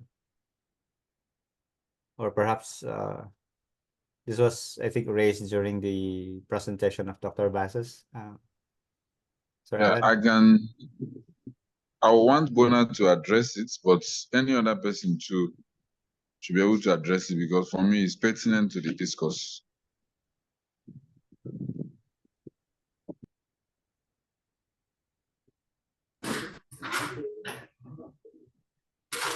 What's the question again? Yeah, he's asking the question.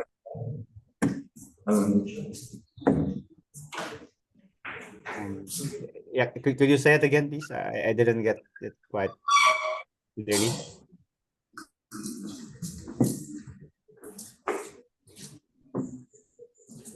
Why should a society note a disruptive immorality and not proceed to translate it as disallowed illegality? First of all, I need to understand what the question is saying. Why should the society note a disruptive immorality? I mean, morality is part of who we are as human beings. Morality has to do with what is good and what is evil. It's part of our makeup as human beings.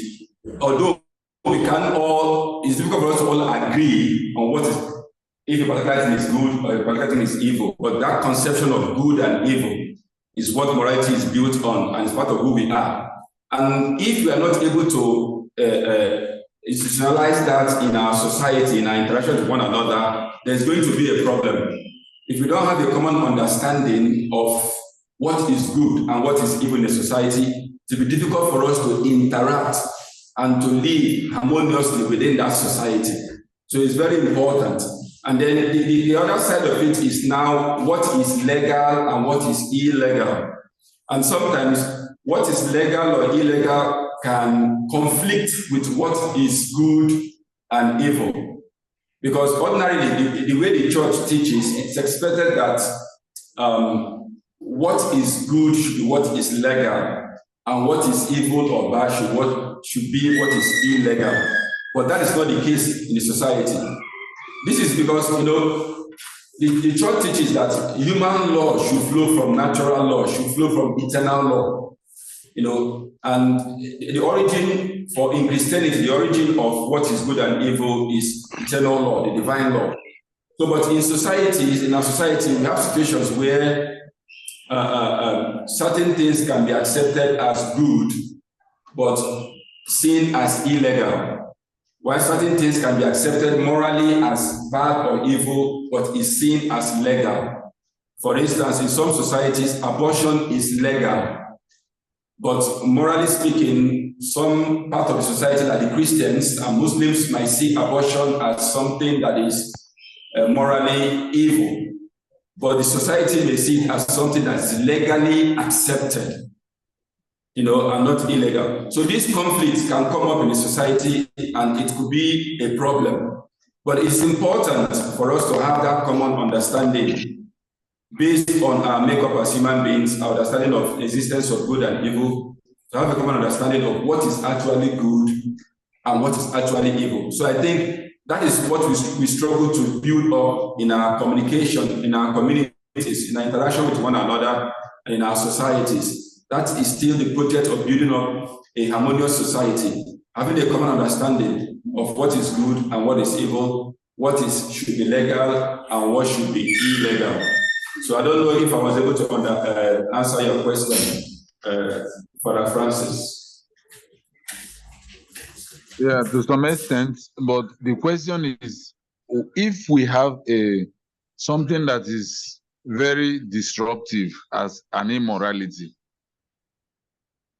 what is preventing society from legislating on it as also an illegal?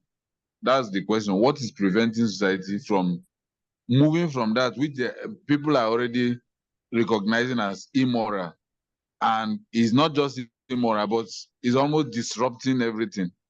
And then the society just keeps it at abeyance and not legislate on it and leave that confusion to prevail.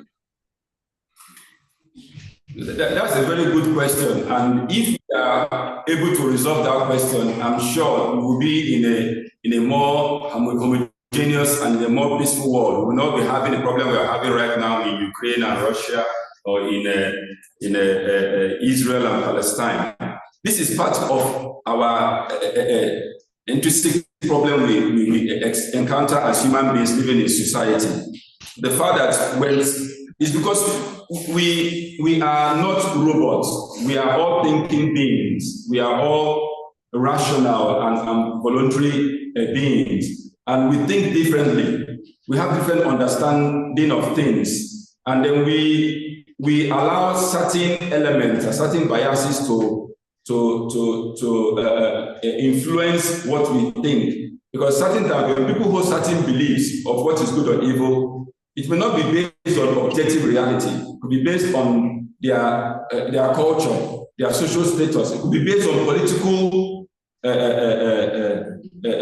leaning. Because I'm of this political leaning, so I accept this and I reject this. So these are all the things that can influence, our acceptance or rejection of something as either good or evil.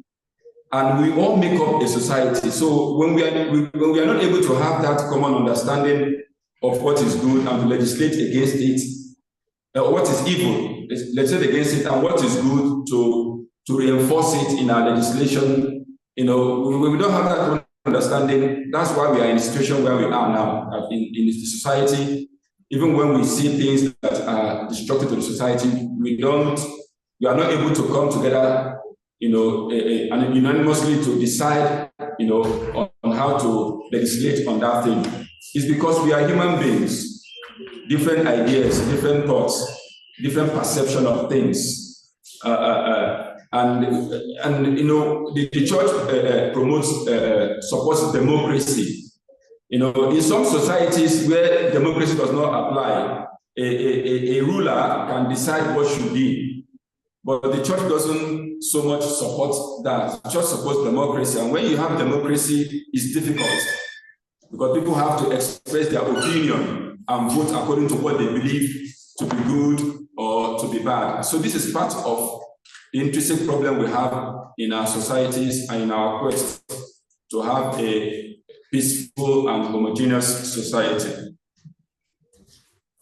Yeah, thank you, Father. I think the question has been addressed by that response already, and we could probably move on to another question if there is any.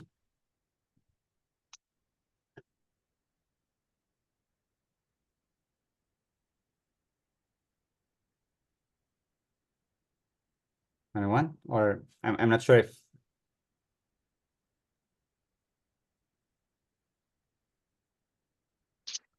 if there's no other question, I might perhaps react a bit to the first question we had. Yeah, sure. Would that be okay? Yeah, okay. There are important debates in behind. The first question is, or it was asked, what is good? What is the good and what is the bad? And we realize that the interpretation of the good and the bad is linked to history, to cultures, is relative. I don't say that the good is relative, but our interpretations are relative. And that's on a global level. And then in Switzerland, we have just a plural society with partly contradicting views on what is the good and the bad. And third point, there are new questions which pop up, and we have no real answers, and not these questions in history. For example, this androgen resistance, it's just a new phenomenon, and we have to find new answers on new problems. And that was the last question which came up. Who can prevent societies from doing the bad? I would say in a democracy, that's the great problem of democracy. If a majority of the people decides to abolish democracy or to, well, accept killing or whatever, there's no chance to defend a liberal society. So we have to fight for the acceptance of this sort of discourse and society, and liberal or open democratic society in our countries. I think that's the most difficult problem. This clear idea there is the good and the bad. That's no more helpful in the political debate.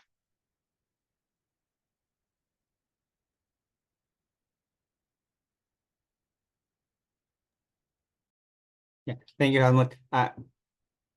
Sir If I Alan, may, you're raising your yeah. hand. Is it related to that question also? Yes, it's related to that question. It's a very complex question, of course, which deserves a complex response. From the point of view of critical theory, I think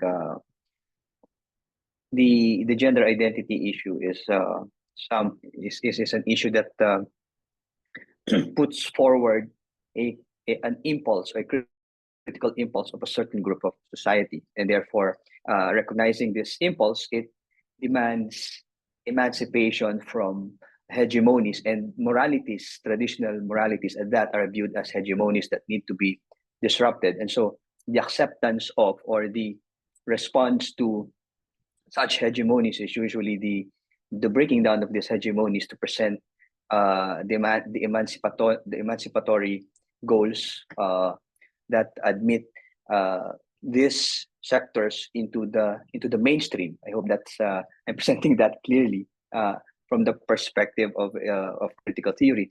And the other one, I'd like to pose it as the response coming from Pope Francis. It's I hope this does not come offensive, but again, it's from Pope Francis, and I hope I understand him correctly. He proposes the idea of cultural colonization. Like, for example, in the Philippines, this is now emerging as a reality, if not an emergent reality in the Philippines. But if we go back, how deeply immersed are Filipinos in this gender identity of? I'm going over the reading materials, and so far I'm yet to encounter a cultural presentation of how homosexuality is in the history of the Filipino people. There are isolated instances, I think, but not as a general trend. And so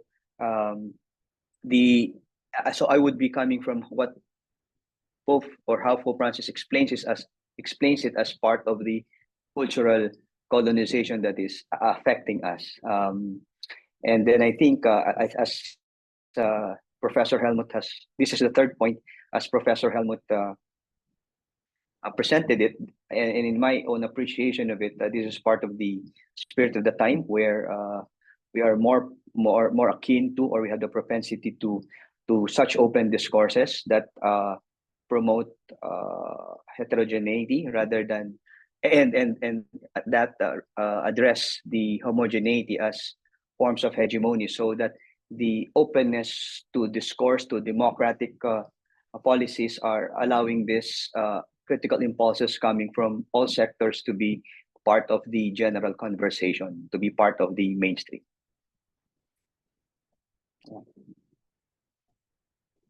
Thank you. I don't know if Father Jean-Marc's question is still related to that first point, or are you raising? Yeah, I think it's different. It's one of the participants here, Kenneth, so he would like to ask a question. All right, so we close the first question first. No more comments on the first question, so we proceed to another one. Okay. My question is simply this: is there any reason why anyone here thinks that we should not forego the discussion of gender for the discussion of a common humanity? I say this because at the root of the gender discourse is feminism, and at the root of feminism is unequal treatment. And feminism, or the gender discourse, has evolved into several genders. The discourse on gender sexuality is now very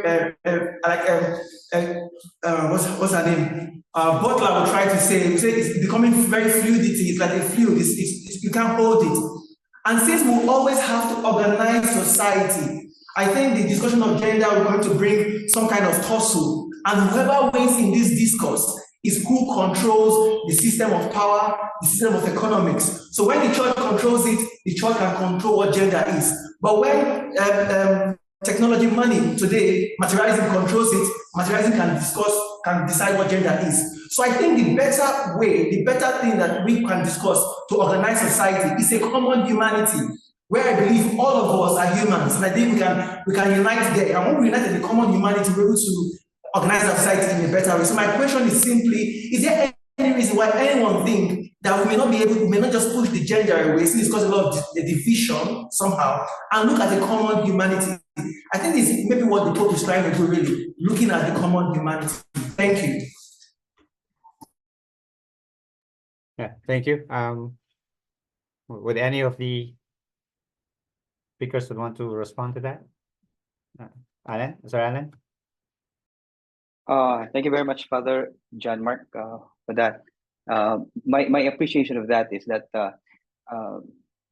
while, of course, for me personally, I would maintain to uphold the teachings of the church on gender, but nonetheless, the conversation should be open, Father.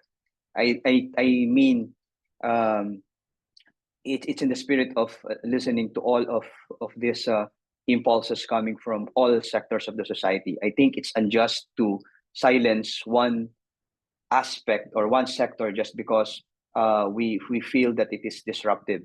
So I think that the virtue that we get from this is that as we open ourselves to these conversations, whether we accept them or not, it teaches us to become more human, because censoring or being exclusive or closed is not going to help us to become more human at all. So that whether we believe or not, the conversations must happen, because as I've said, the conversations can teach us to, or enlighten us to become more human in the process.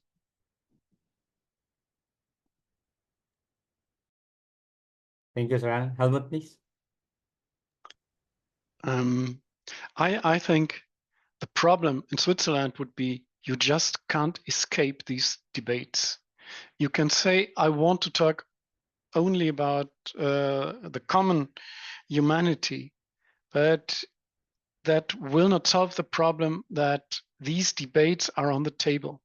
And as a church, if you want to be part of, or to be responsible for other people, for the society, to be part of a political process, you have to accept that these topics have to be debated, if you want it or not.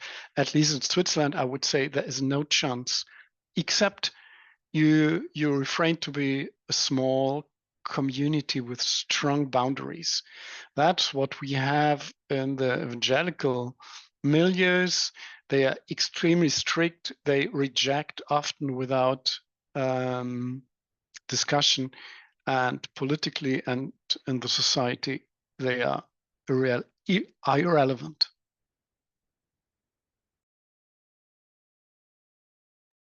Yeah, thank you. There was another hand raised. I think I missed it. It's gone now, I think. All right. Marie-Therese, I think. Yeah. Maria Therese, are you still here?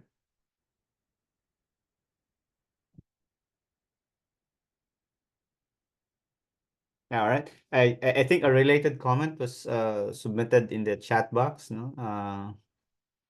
Where is that? Yeah, so good topic. The fact is that democracy in some countries is might is right. Why? The so-called representatives of the people manipulate the process to suit their whims.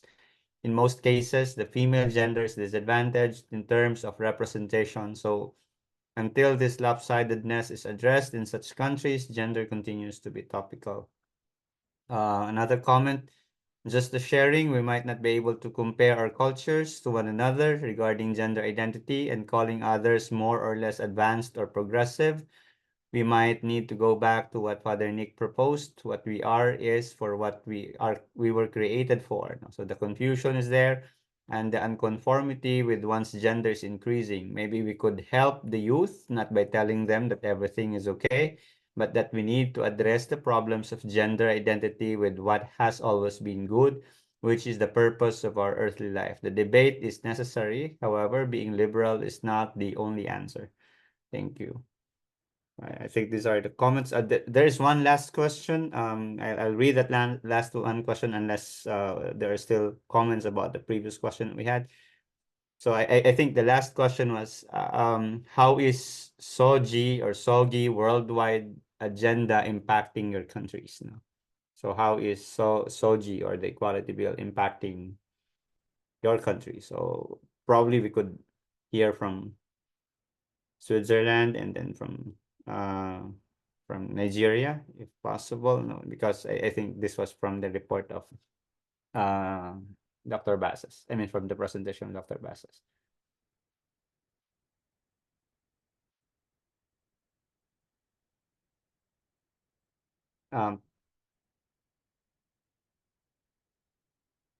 Helmut, would you want to comment on that question? Or how is SOGI agenda? Yeah.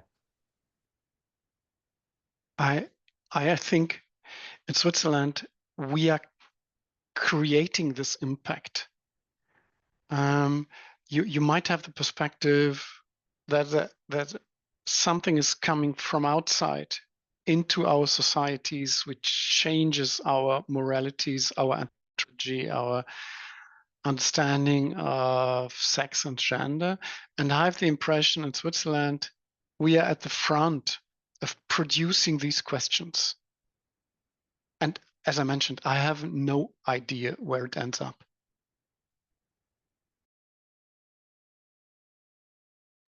Yeah, thank you. How about in Ibadan?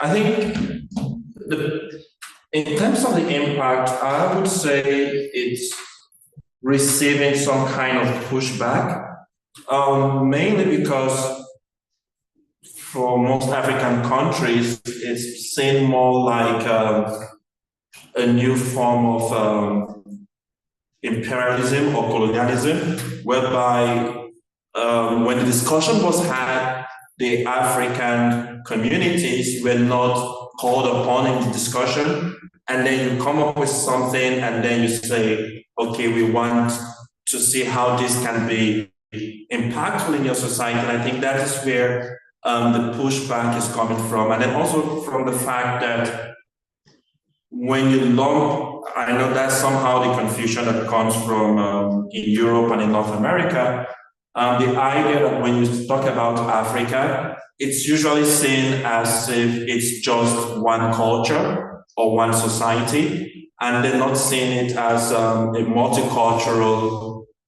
society. And I think that is where the pushback is coming from, because whenever it is discussed, the next thing that people see is it's another form of Western imperialism.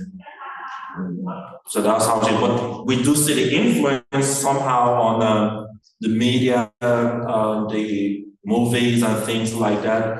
But with regard to people's reaction, it's usually on the negative side.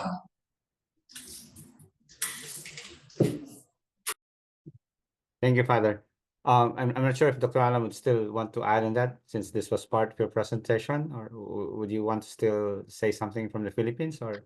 Just a little bit. Now, maybe if the fact that there is no national law yet that is enacted, meaning to say the bill has been proposed, but after many congresses, it has not yet been approved. If that's any indicator at all, maybe we can say that it's going to take some more time before, or whether or not this is going to push through, or whether this will be enacted into law or dropped. But if we go by the indicators of the local government, because local governments are taking the initiative on themselves by approving city ordinances, maybe that's a little bit of a factor to consider also. And how does this impact education? I think it's going to impact education in the Philippines soon, maybe not now, but soon. Because, for example, how do we respond to the Manila City Ordinance, which allows certain flexibility for those on the for the LGBTQ community? So how we respond as a Catholic university to that Manila City Ordinance will be very critical, and in the coming years we'll have to see how that would impact us. Thank you. All right. We still have a series of good questions here from Father Francis, but unfortunately, it's already 5:51, and we are supposed to end at 5:50. So, we could just probably take into mind the questions that are raised here. We could not answer them now, because unfortunately, we have to close the discussion. So we would say our thanks to our professors from the 3 universities and for accommodating the questions. And thank you for all those who have participated in the discussion, particularly those who raised their questions and comments here, even in the chat box. But unfortunately, we have to end the session with the little time that we have left. We are going to close the session now. But thank you so much for the participation. Personally, this has been a very productive afternoon for me and for us here in the Philippines. Just before we close the session, may I ask Helmut to say some words as we close the session?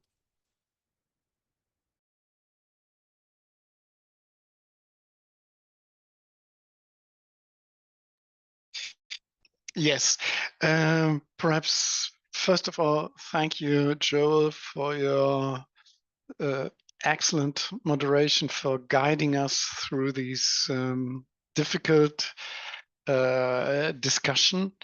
I think the most important aspect for me is that we discussed very openly topics which are quite there's a lot of things in it.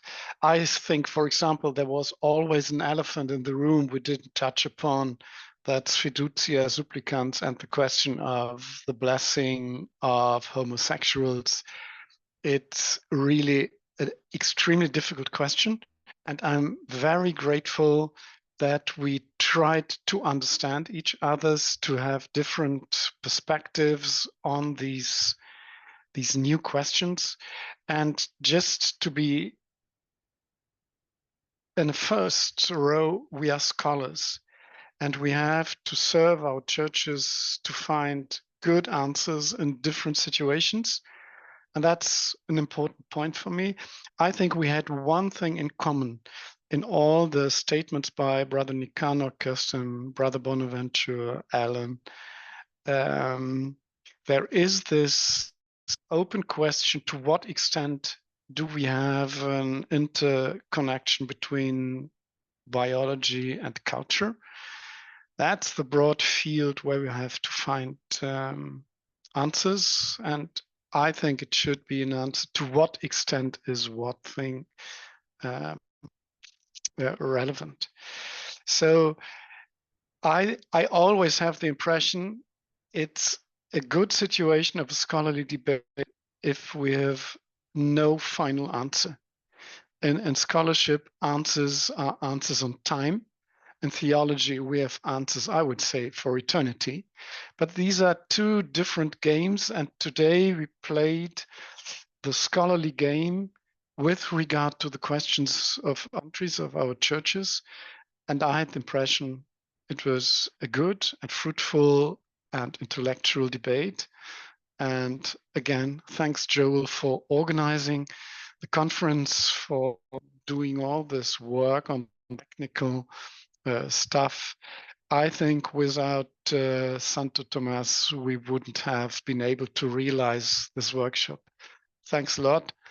Thanks a lot to all the contributors, to the students, to the participants, to our 6 students from the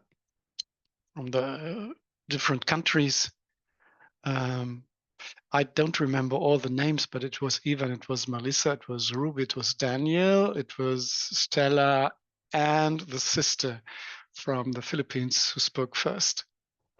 Thank you to all of you, and perhaps, and I hope so, we have the chance to meet in a 5th CoMIF Symposium in autumn, but we'll see.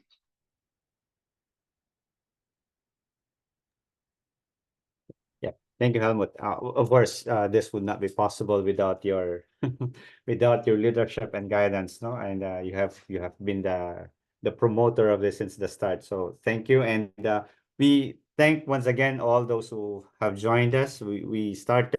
We were, I think, about 80 when we started. We are now a little more than 30. But more than 30 survived until this late hours in the morning and in the afternoon here now. We just posted a link for evaluation just in case you have time. You could do some evaluation, and that would help us also prepare for the next one. No?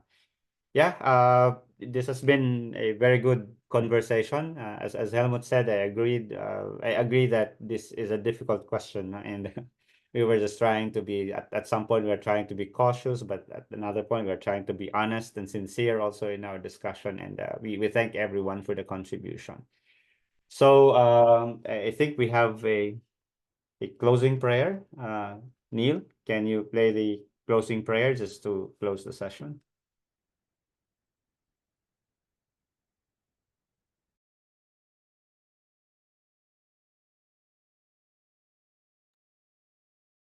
Neil, I think the audio has not been shared.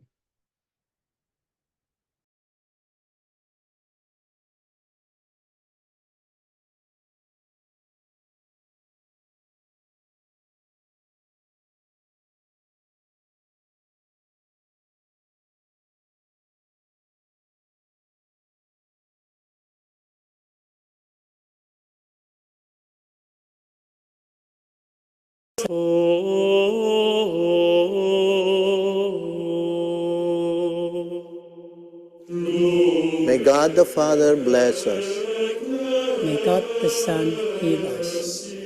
May God the Holy Spirit enlighten us and give us eyes to see with, ears to hear with, hands to do the work of God with, feet to walk with, and mouth to preach the word of salvation with. And may the angel of peace watch over us and lead us at last with the Lord's gift to the kingdom. Amen.